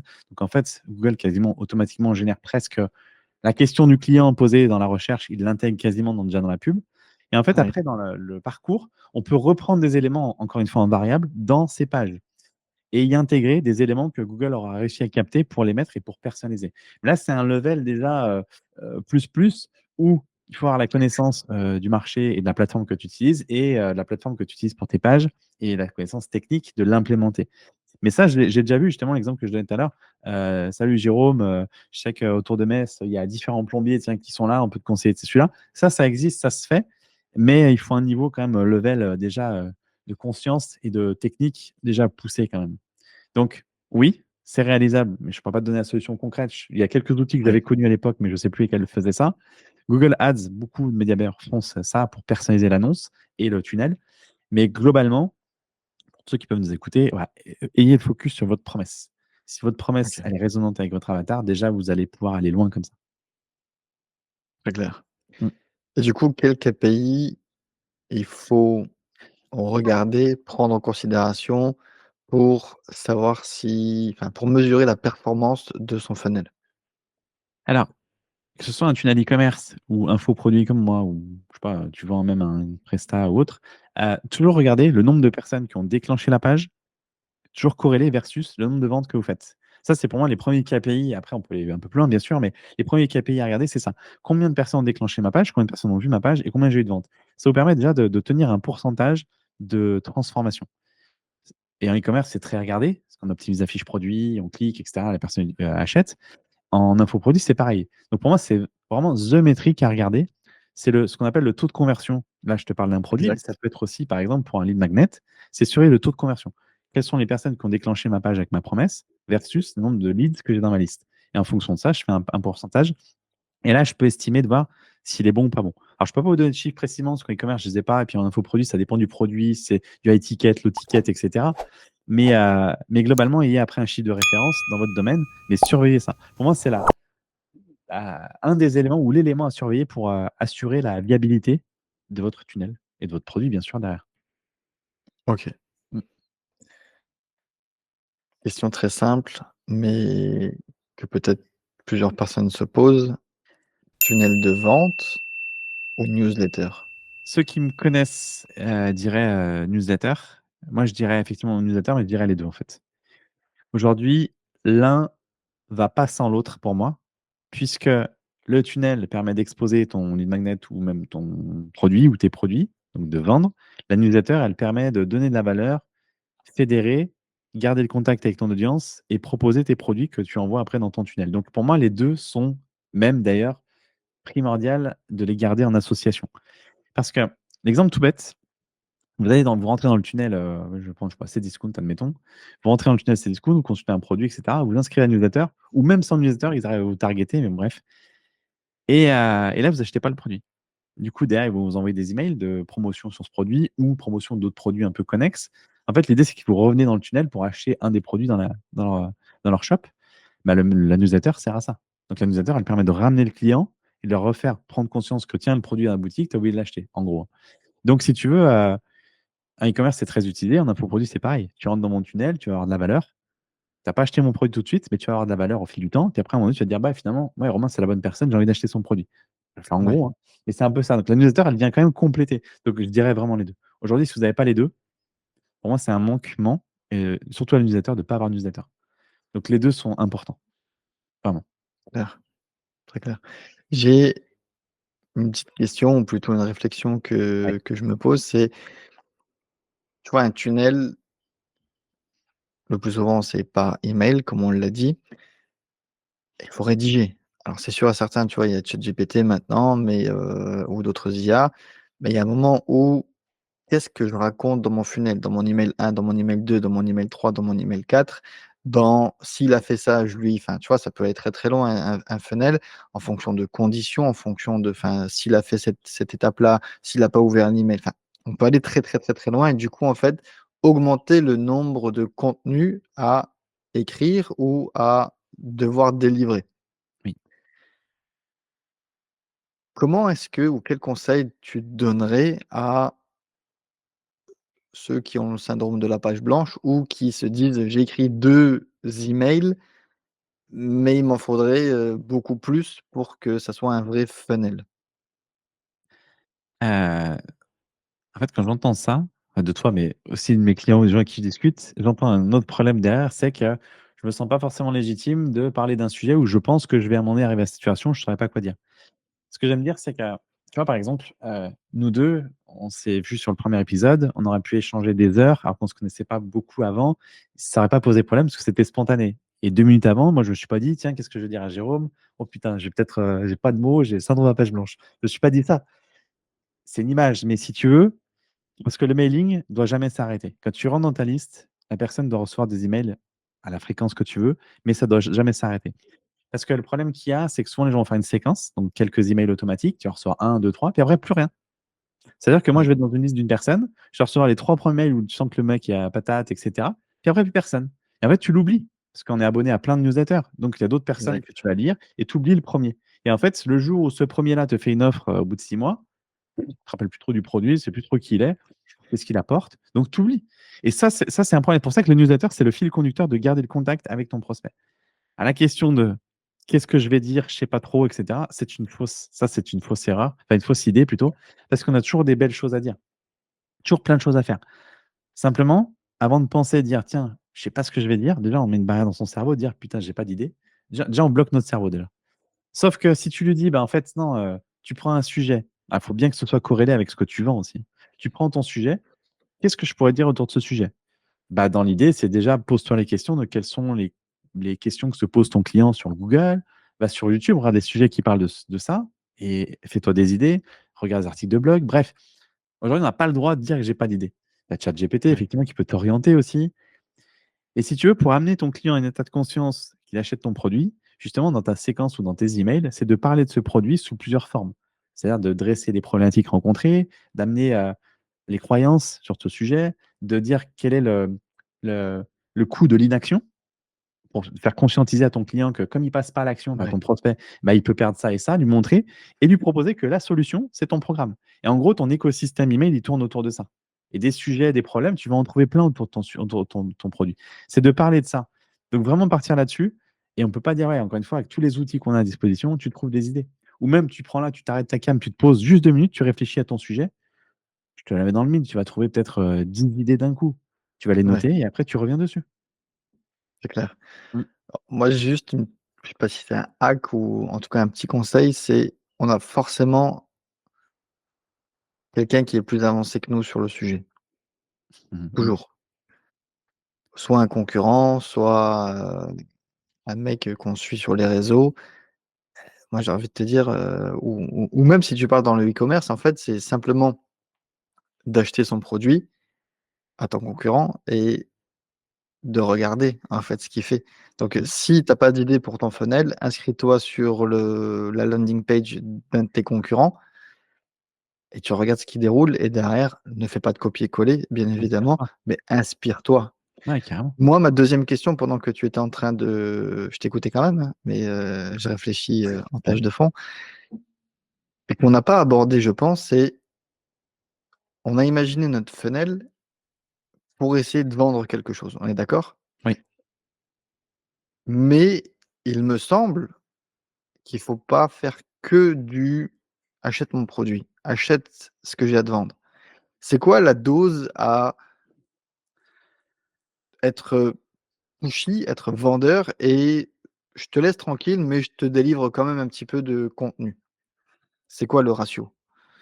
Alors, il y a pas enfin, j'ai pas un ratio donné. Par contre, j'ai matière à dire sur le sujet. Déjà, c'est la répétition qui fait vendre.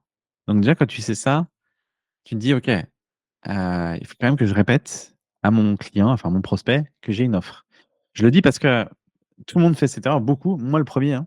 C'est quand tu as un produit, tu vas en parler peut-être une fois, 2 fois, puis après tu vas en reparler peut-être plus tard, puis un peu plus tard, mais seulement ce plus tard, c'est quelques semaines après et du temps passe entre-temps. Sauf qu'entre-temps, ton client, il a peut-être plus le même pouvoir d'achat, plus le même problème, ou peut-être qu'il a été chez un autre formateur ou je sais pas, acheté un autre produit. Bref, il y a plein de Ouais. choses qui peuvent se passer. Donc, quand tu pars sur ce principe-là, c'est de te dire: «OK, est-ce que je suis là pour faire du business?» Alors attention, business, ça peut être le business macho, je fais des millions ou le business, super business qui me plaît bien et je kiffe ma life. Est-ce que je suis là pour faire du business ou est-ce que là, je peux faire la nounou, d'avoir des leads dans ma liste, ils sont bien, ils sont au chaud, ça se passe bien et c'est tranquille. Moi, je paye l'autorépondeur, eux, ils sont dans la liste, tout le monde est content. Sauf que, ton compte en banque, il augmente pas comme ça. Donc en fait, si tu veux, partant sur ce principe-là, quand tu sais que ton produit, il aide véritablement ton prospect à avoir, je sais pas, j'en sais rien moi, à passer des croyances ou à améliorer son business ou je sais pas, ton produit va lui solutionner, un truc qu'il a tous les jours. Quand tu sais, quand tu crois à ça, ben, en fait, c'est une erreur de pas lui vendre puisque tu lui rends pas service de pas lui vendre. Ouais. Donc, j'ai envie de te dire que plus tu exposes ton offre, plus tu as des possibilités de vendre et que surtout ton prospect ait le temps de conscientiser qu'il a besoin de ton produit. Sauf que si tu fais un mail tous les, 6 mois, c'est mort. C'est mort. Aujourd'hui, on est tous Exact. abonnés aux 200 mailings. Enfin, si c'est pas toi, c'est un autre qui prendra ta place. Donc, Ouais. dans la course à, je veux vendre, moi, je préfère prendre ma place sur la ligne de départ que d'être dans les gradins à regarder ce qui se passe. Ça, c'est un état de point de vue et de perspective, tu vois? Donc moi, ça, c'est mon avis, mon point de vue là-dessus quand même. C'est fais du mailing et vends, quoi. Si je peux résumer ce que tu viens de dire, c'est loin des yeux, loin du cœur. Ouais, mais alors, moi, j'aime mes clients, hein. J'ai des clients avec qui je suis devenu pote et je les aime, hein, je les kiffe, hein, vraiment. C'est même mes potes aujourd'hui. C'est juste que j'ai pas hésité à leur proposer. Puis attention, quand on dit vendre, je leur ai pas envoyé un mail, dit: «Ah putain, tiens, il y a 15 achète ce produit aujourd'hui, sinon tu auras 7 ans de malheur». Tu vois? J'en suis pas à ce niveau-là, tu vois? C'est juste leur faire prendre conscience. «Tiens, tu as ce problème-là sur tes tunnels, tu perds peut-être de l'argent, c'est même sûr. Bah écoute, moi je suis la bonne personne pour t'aider et t'accompagner». OK, c'est cool. Tu vois? Il y a une manière aussi, l'art et la manière d'amener les choses. Donc Exact. c'est ton éthique qui rentre en jeu après. Chacun voit midi à sa porte là-dessus. Mais si tu as ton éthique avec le contenu que tu distribues et dans le contenu, tu peux faire une transition vers ton offre, hein, c'est pas, je te market que du truc, que du produit, bah, pour moi, c'est OK. Enfin, moi, ça résonne avec moi et de cette manière-là, ça m'empêche pas de vendre, mais sans être trop intrusif dans la vie des gens. Mais il faut l'être un petit peu quand même parce que sinon, Exact. tu te fais griller. Voilà mon Ça point de vue. rejoint un petit peu un post que j'avais vu il y a quelques années du CEO de Germinal, Grégoire Gambato. Je sais pas OK. si Si, tu si, très bon connais? ciblé. Ouais, si. Hem, il n'arrivait pas à comprendre pourquoi est-ce qu'il vendait en fait, il avait analysé que quand il faisait un post vendeur pour vendre sa formation ou ses services, Ça et marchait ben, pas. ça vendait. Ah, Non, ça ça marche. vendait. Ah OK, d'accord. Alors que la plupart du temps, en fait, il faisait des posts un petit peu, clivants, mais qui étaient pas forcément vendeurs Mmh. et du coup, en fait, je me rappelle dans son post, il disait que, ben, du coup, ils ont fait 4 4 sur 5, donc c'était 1 par semaine. C'était en gros, c'était 80% de leurs posts étaient que de la valeur ou du clivage ou ce que tu veux, mais il y en avait forcément un dans la semaine, donc 1 sur 5, qui était vendeur. OK. Et du coup, en fait, il a réussi à lisser ses ventes plutôt que de faire, 15 posts, clivants et 1 post vendeur, tu vois? Ça fait des gros pics comme ça. Ouais. Et ben là, du coup, en fait, ça lissait un petit peu, ça rejoint ce que tu dis, c'est qu'il faut pas avoir honte de son produit, sinon c'est que, ben, on est un arnaqueur, d'accord? Ouais. Et on est censé vouloir vendre notre produit, donc que ça soit dans le e-commerce ou que ça soit du coaching ou que ça soit du service ou de la formation. Si tu as honte de vendre, c'est qu'il y a un problème sur ton produit, on est d'accord?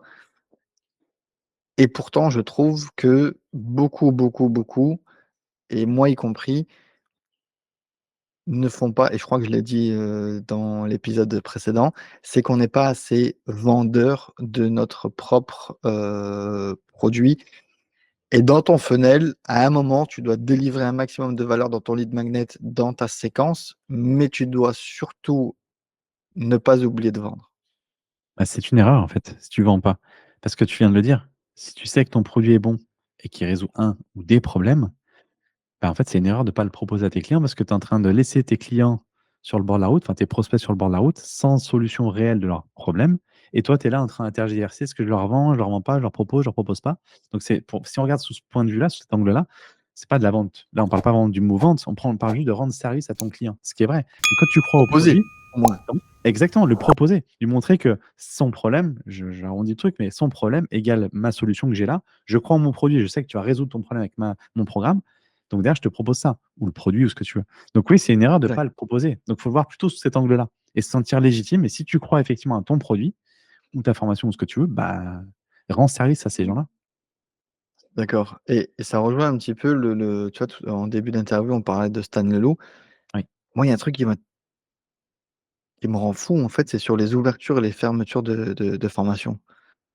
Ah, Et punaise, mais combien de fois je crois que je lui ai acheté une seule formation à Stan Leloup, c'était, ouais, le truc de 90 jours, le plan de 90 jours, un truc comme ok. ça.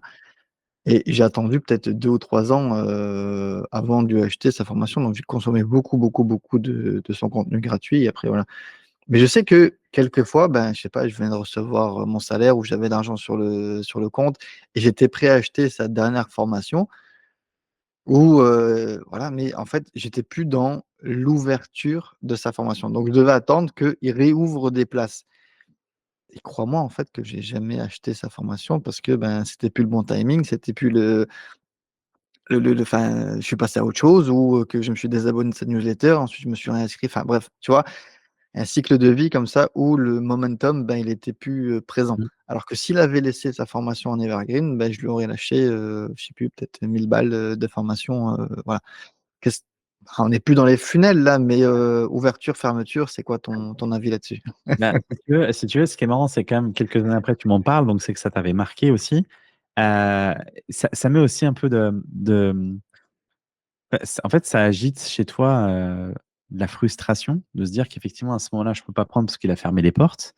Alors il y a aussi il y a fermé et fermé. Tu as des marketeurs qui vont fermer leurs portes, artificiellement pour dire, «Passe à l'action maintenant, sinon c'est mort, tu auras plus accès à l'information». Et tu en as d'autres qui ferment les portes parce que c'est par cohorte, ils ont un certain nombre de clients à accompagner, ils peuvent pas en accompagner plus, ce que je comprends parfaitement. Donc il y a les 2. Hein, ça dépend sur qui tu tombes. Connaissant enfin, je connais pas personnellement Stan Leloup, mais il a une bonne réputation et ça a l'air d'être un bon mec. Effectivement, il a peut-être fermé Exact. par le biais qu'il y ait trop de monde ou de gens accompagnés ou parce que c'est un fait voulu de sa part. Mais ça a créé effectivement chez toi, en tout cas, ce côté, déception. Sauf que ça a pas dû créer réellement ça chez les autres. Ça a dû créer un peu de frustration, mais ça donne envie aux gens de passer à l'action la prochaine fois. Et ça veut dire qu'ils vont se bouger un petit peu plus le cul à dire: «Tiens, je passe à l'action la prochaine fois». Donc c'est un peu de la scarcity, ce qu'on appelle l'urgence. Exactement. C'est saupoudré si tu es en marketing et ça dépend comment on l'implémente.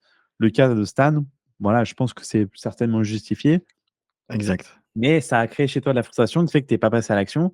Heu et chez d'autres, bah, voilà, ça va être activer ce biais cognitif chez tes clients, c'est pour justement, faire plus de ventes à l'instant T. Donc si tu veux, c'est des stratégies marketing qui sont utilisées. Après à bon ou mauvais escient, chacun fait ce qu'il veut là-dessus, mais je dirais qu'il faut saupoudrer un peu de scarcity quand même, d'urgence donc quand tu veux vendre ton produit. parce que c'est ce qui agite aussi l'excitation des gens de passer à l'action maintenant et pas dans 6 mois déjà. Et puis, ça permet dans le business de faire du chiffre, hein, ça c'est clair. Donc, je pense qu'il faut savoir saupoudrer un petit peu de ce genre de stratégie pour vendre. Il y a quoi comme modèle, enfin comme concept de scarcity à utiliser dans ton funnel ou sur ta landing page ou dans ta stratégie marketing? Donc il y a l'ouverture, la fermeture. Ouais, il faut être cohérent quand même hein, avec ce qu'on veut faire. Parce que c'est paradoxe, ce que je vois souvent chez les infopreneurs, c'est ouais, passe à l'action avant ce soir minuit, sinon c'est fini, c'est mort et tout. Le lendemain matin, tu retournes sur la page, le prix au même prix que la veille, tu peux l'acheter pendant encore 15 jours au même prix. En fait, c'était de la connerie. Donc, il y a aussi attention. Quand tu vas dans un magasin que tu as une promotion jusqu'à ce soir minuit, tu vas demain, la promotion, elle est logiquement retirée. Bah, sur le produit, c'est pareil. Quand tu tiens un discours comme ça, il faut être cohérent du début à la fin. Si tu mets un peu d'urgence, ce que je recommande, il faut que ce soit justifié. Si tu dis que ce soir, le prix s'arrête parce que c'était une promotion exclusive, et demain c'est fini, et que tu tiens ça, c'est OK. Si le client il va sur la fiche produit ou l'information 2 jours après, il voit que c'est le même prix, il se dit: «Attends, il me prend pour un con en fait. Il est en train de me mettre de Ouais, l'urgence, dimanche soir, que je vais mourir et je vais avoir 7 ans de malheur et que 3 jours après, le prix est encore là». Ça, tu vois, par contre, tu te plombes plus, tu te tires une balle dans le pied là. Donc, exact. il faut avoir le bon marketing, je sais pas si le mot peut être là, éthique, mais qui corresponde à ce que tu as envie de faire. Mettre un peu d'urgence pour dire à secouer un peu ton client de passer à l'action maintenant, parce que sinon le client ne le fera pas. Mais en même temps que ce soit quand même le reflet de qui tu es et ce que tu es, et que ce soit juste en fait. Il faut trouver le bon équilibre. Donc l'urgence, le nombre de places, ça marche en général bien. Et puis le nombre de places, ça justifie. Tu fais une formation ou un produit qui est limité à je sais pas, 10 exemplaires, c'est justifié. Tu vois, des choses qui se justifient quand même pas mal et qui sont cohérentes. C'est pas parce que tu utilises des stratégies marketing, scarcity, countdown, place limitée, ouverture, fermeture, et cetera, que tu es assimilé à un arnaqueur ou un gourou. Ah bah non, ouais. Non, parce que regarde, autour de toi, dans les marchés, enfin dans les marchés, dans les centres commerciaux, dans les magasins physiques, les promotions, les soldes, les machins, ça fait partie de la vie et c'est ce qui est assez marrant, c'est que moi je les ai déjà vus, c'est que quand tu vas dans les magasins, tu as une promotion, les soldes, c'est jusqu'au je sais pas, jusqu'au 14, tu y vas le 15, tu sais que les prix vont être plein vus. Du coup, sur Exact. internet, les gens des fois ils comprennent pas trop, mais en fait, c'est de rester cohérent avec ça et ça fait partie du jeu en fait. Internet ou pas, hein, ça fait partie du jeu, de l'animation commerciale, on peut dire ça comme ça. Donc pour moi, c'est ancré quand même dans les mœurs. C'est clair. Selon toi, quelles seront les évolutions majeures dans la conception et l'optimisation des tunnels de vente dans les prochaines années? Je peux pas parler de prochaines années, mais là maintenant, je dirais et ça sera valable donc effectivement pour les prochaines années, c'est quand même d'optimiser ton tunnel. Quand je dis optimiser, c'est si je prends l'exemple tout bête et c'est en fait, c'est là où tu vas gagner de l'argent. Si tu prends l'exemple tout bête, tu as un produit A à vendre. Tu fais ton tunnel, comme on dit tout à l'heure, ta page de vente, ton bon de commande, tu vends ton produit A. Imaginons 100 €. Allez, on va faire, tiens, on va 1 000 €. Imagine, tu le vends 1 000 €. Tu vas faire 1 000 €, tu vas faire tes commandes, tu vas avoir du chiffre d'affaires, OK. Sauf que tu dis: «Quel va être mon levier pour faire plus de chiffres?» Tu vas avoir plus de visibilité, plus de pub et cetera. Mais juste sans investir dans la visibilité et dans la publicité, qu'est-ce que je pourrais faire là? Ton tunnel de vente, si tu rajoutes un order bump, l'order bump, pour ceux qui ne savent pas, c'est le petit truc que vous achetez quand vous arrivez en caisse, tu prends un petit bout de chewing-gum. Bah là, c'est la même chose sur ton tunnel. Quand tu mets le produit, la personne elle choisit, elle met le produit dans son panier. Bah, tu as un petit order bump, en infoproduit, ça se fait beaucoup, qui va être complémentaire, un petit prix, mais que tu rajoutes dans ton panier. Donc déjà, on augmente la valeur du panier moyen. La personne, elle passe à l'action, elle achète. Et c'est là où je disais tout à l'heure qu'il n'y a pas besoin d'une deuxième caisse. C'est-à-dire que la personne, elle rentre CCB, elle paye là.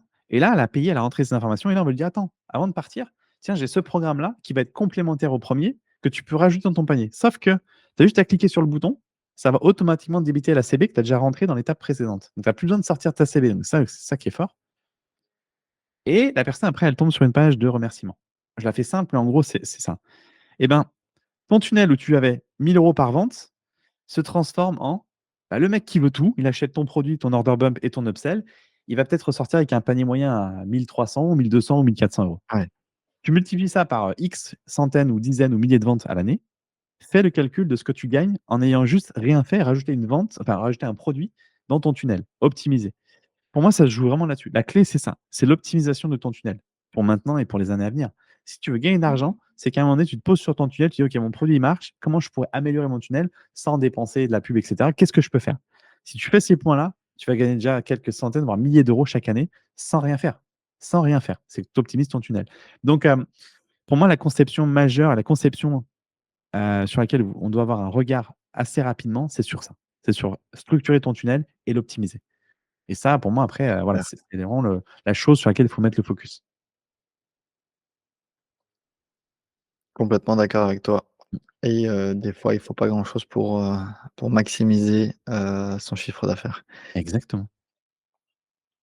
On arrive à la fin de cette interview Oui. et je sais pas si c'est le meilleur ou pas, mais en tout cas, je t'ai lancé un petit défi, c'est un cas concret, une étude de cas. C'est imagine un tunnel de vente pour vendre ma formation Amazon FBA Impact. Voilà.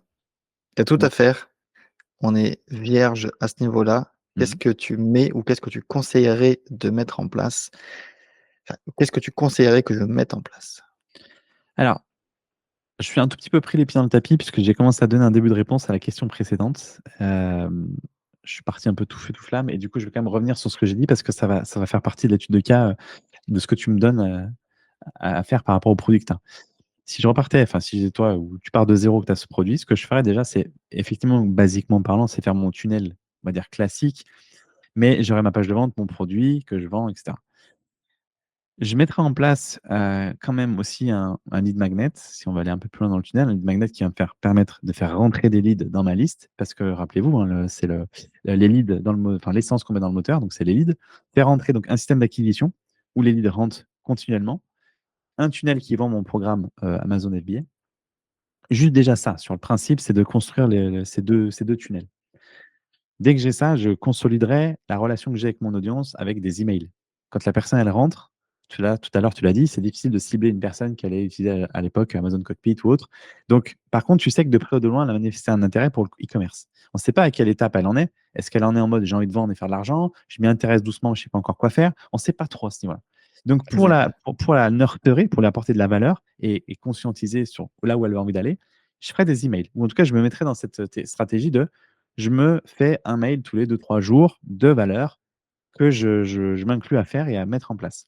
Donc ça, c'est le point de ralliement. Une fois que Combien j'ai ça, d'emails? Tous les ah, bah, 2-3 jours, mais tout le temps, toute ta vie. Tu en fais 2 toute ta tous les vie? 2 jours, mais tout le temps. Il faut garder le contact. C'est le plus OK. important. Rappelez-vous En que automatique? bah, tu peux faire des newsletters. Moi, je conseille de faire une newsletter parce que newsletter, tu peux écrire spontanément à l'instant T, te prendre Ah oui, peut-être un phénomène, actuel et puis en faire un peu une newsletter et transformer en vente. Tu vois, c'est te servir de l'état actuel des choses pour vendre. Donc, et c'est plus spontané. J'aime bien, ça se ressent. Les gens ils le ressentent que c'est écrit le matin même. C'est une autre énergie. Mais tu peux le mettre en OK. automatique si tu veux. Donc, je veillerai en fait à avoir ma stratégie de mailing régulier. Et une fois que je suis OK avec ça, ça veut dire que je vais apporter de la valeur, je vais créer un lien avec mon audience, je leur propose bien sûr mon produit, mon tunnel. Et là, dans mon tunnel, bah, je vendrai bien sûr mon produit Amazon Cockpit, mais ce que je ferai, c'est que je ferai en sorte de garnir mon tunnel pour faire exactement ce que je viens de dire tout à l'heure, c'est mettre un order bump, mettre un upsell, mettre un downsell aussi. C'est pareil, il faut être à l'aise avec ça. Et il y a certains qui me disent, ouais, c'est un peu marchand de tapis, etc. Ouais, mais alors si ton produit résout vraiment un problème et que l'entièreté du package fait que ton client peut exploser ses résultats, je vois pas où est le problème. Mais il faut être OK avec ça. Donc, c'est un tas de conscience. Mais si tu veux voilà, maximiser, j'irai après sur l'option j'optimise mon tunnel, comme je l'ai dit tout à l'heure, order bump, upsell, etc. Que tes produits soient complémentaires au produit phare qui est Amazon FBA. Et tu trouves ça peut être ton logiciel, par exemple, Amazon Cockpit, qui soit, je sais pas, en upsell. Ça peut être en order bump, ça peut être la checklist des 15 produits qui se vendent sur 2024. Tu peux le vendre Ouais. petit prix. Tu vois, tu as une cohérence, en fait, dans ton tunnel.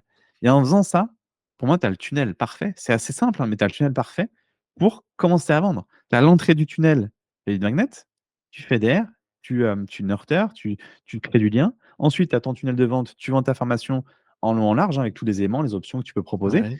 Et au bout du bout, la personne elle aura tous les éléments pour réussir, en tout cas toutes les clés nécessaires pour réussir. Et tu auras vendu ton truc avec un panier moyen important et tu es content. Donc là, pour moi, tu as un tunnel. Donc si j'avais à reprendre le modèle, enfin si j'avais à mettre le nez dedans, ce serait vraiment ce que je conseillerais pour vendre Amazon FBA de manière simple, pragmatique, efficace, quoi. Voilà Donc mon c'est pas mon très compliqué, c'est assez, hem, logique et il y a pas de magie là-dedans. Alors, il y a pas de magie. C'est assez logique, c'est vrai, j'ai rien inventé, hein, loin de là. Mais pour avoir discuté avec plein de personnes, et moi parfois y compris, hein, sur mes produits, hein, il y en a pas un qui applique tout ce que je viens de dire ou pas tout. ou la moitié, ou une partie. Donc, j'ai fait un séminaire donc, il y a 15 jours. Et tu vois, j'ai des gens qui, dans mon séminaire qui génèrent un peu d'argent quand même pas mal tous les mois. Franchement, je sais pas s'il y en a un qui a tout mis en place. Il y en a un à Ouais. quel je pense qui a mis une bonne partie, mais pas tout. Et donc, la preuve en est. Donc, peu importe où tu en es dans ton business, il y a encore pas mal de gens qui oublient d'optimiser correctement les choses. Donc, c'est simple, hein, j'ai rien inventé encore une fois. Mais c'est juste d'être conscientisé sur ce que tu peux mettre en place et l'optimiser. Alors, j'ai 2 questions, c'est pourquoi est-ce que les gens en sachant ce qu'il faut faire, pourquoi on ne le fait pas? Et la deuxième question, c'est est-ce qu'un jour on a fini l'optimisation de son funnel ou c'est jamais fini en fait? Alors, je sais pas pourquoi les gens ne le font pas. Peut-être qu'ils oublient, peut-être qu'ils pensent qu'ils n'ont pas de produits complémentaires ou peut-être que certains voient ça comme un gouffre. Ils veulent pas, trop vendre à leurs clients. C'est possible aussi, parce qu'il y en a plein, moi, qui me disent des fois: «Mais mon client, il a pas les moyens». Non, tu sais pas. On sait pas ce qu'on ne sait pas. Ton client, il a peut-être eu un héritage, l'argent de côté, tu en sais rien. Tu as pas sa feuille d'imposition sous les yeux et c'est compte en banque, donc on peut pas dire ça. Sauf que les gens se barrent la route. Donc il y a peut-être cette croyance-là qui fait qu'on met pas tout le système en place, possible. Après, de l'autre côté, sur l'optimisation du tunnel, je pense qu'une fois qu'on a ça en place, c'est vraiment de la microchirurgie. C'est d'aller analyser les stats étape par étape, l'entrée du tunnel, middle, et Ouais, la fin du tunnel, d'aller regarder qu'est-ce qui marche, parce qu'après on arrive à un stade où ça va être les stats, après est-ce que c'est la couleur du bouton qui marche, en haut, en bas, à droite, à gauche, ouais, etc. ouais. Et en fait, en prenant ce principe-là, tu peux constamment améliorer ton tunnel. Sauf que, bah, il faut y aller par étapes, chaque chose en son temps, j'ai envie de te dire. Donc, quand tu mets en place ce que je viens de dire là, déjà, tu as les bonnes bases plus. L'optimisation viendra plus tard, mais oui, tu peux toujours améliorer. C'est pareil aussi, l'état de conscience change. Les gens qui étaient conscients du e-commerce en 2018, étaient peut-être pas conscients de la même chose en 2020 quand il y a eu le Covid. C'était un peu une obligation de faire quelque chose sur internet, que maintenant en 2024 où ça se professionnalise, et cetera, tu vois? Donc l'approche n'est pas la même. Des fois, les mots changent aussi, donc tu peux les changer sur tes pages de vente. Tu vois, c'est t'adapter aussi à ton marché. Voilà, ça, c'est l'optimisation.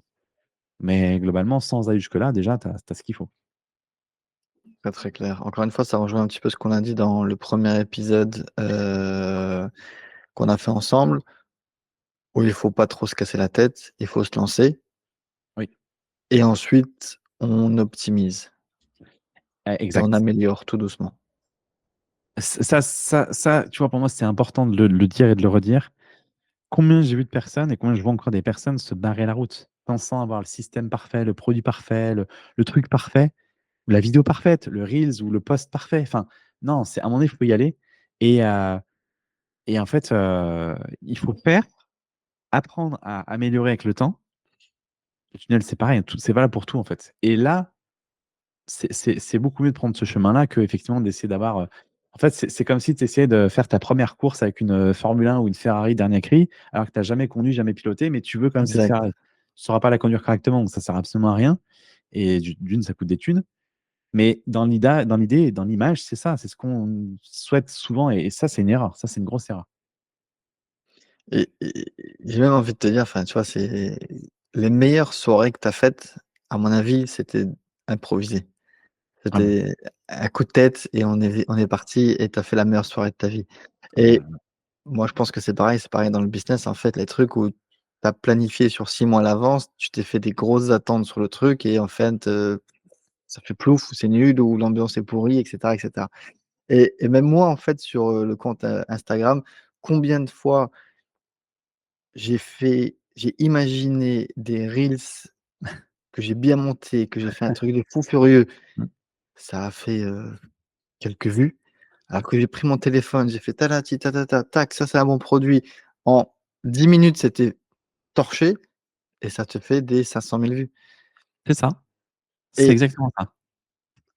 Et je donne un exemple aussi, j'avais fait un alors j'en ai 2 mais bon, un reel, ce que j'avais fait et en fait, dans mon élocution, je fais une erreur toute bête de français, je l'entends en plus quand je le dis, mais je dis: «Ouais merde, c'est bon, je vais mettre le» j'ai mis le reel en fait et tous les gens se sont arrêtés là-dessus.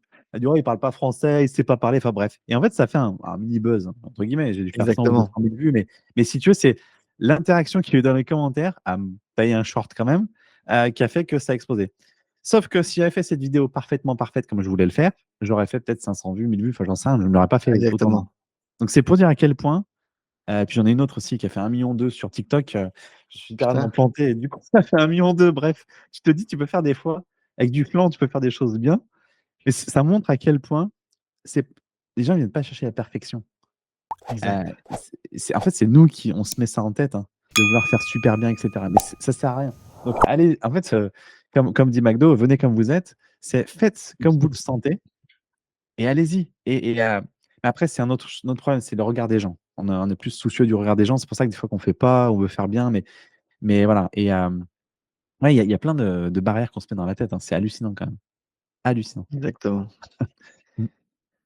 Romain, c'est la fin de cette interview. Merci beaucoup d'avoir partagé toute ton expérience sur les tunnels de vente. J'invite toutes les personnes qui sont arrivées jusqu'ici, parce que ça fait quand même encore quelques Oui. minutes, quelques heures qui sont partagées avec nous, d'aller regarder le premier épisode ou le troisième qui parlera des... Enfin, l'acquisition Facebook Ads. Exactement. Donc, on va décortiquer et on va donner un maximum de hacks, de tips concernant tout ce qui est acquisition Facebook Ads, publicité sur Facebook. Ouais. Et je vous invite réellement à continuer à regarder l'interview de Romain Plagnard. Bah, Merci écoute. beaucoup, Romain, et à très vite. Merci beaucoup, Jérôme. À très vite. Et effectivement, n'hésitez pas à aller voir la première interview et la deuxième. Et j'allais juste rajouter, excuse-moi, j'ai bugué quand tu m'as dit ça, mais j'allais dire, tous ceux qui ont le courage de regarder jusqu'au bout à ce moment-là même, bravo à vous, je vous félicite. Et s'il y a des liens en dessous, n'hésitez pas à nous faire un petit coucou, un petit like, un petit bisou si vous voulez par message.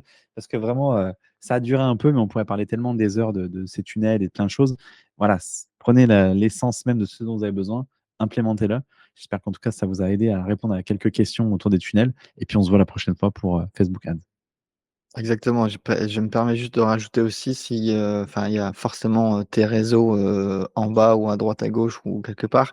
Donc, allez poser des questions, allez suivre Romain.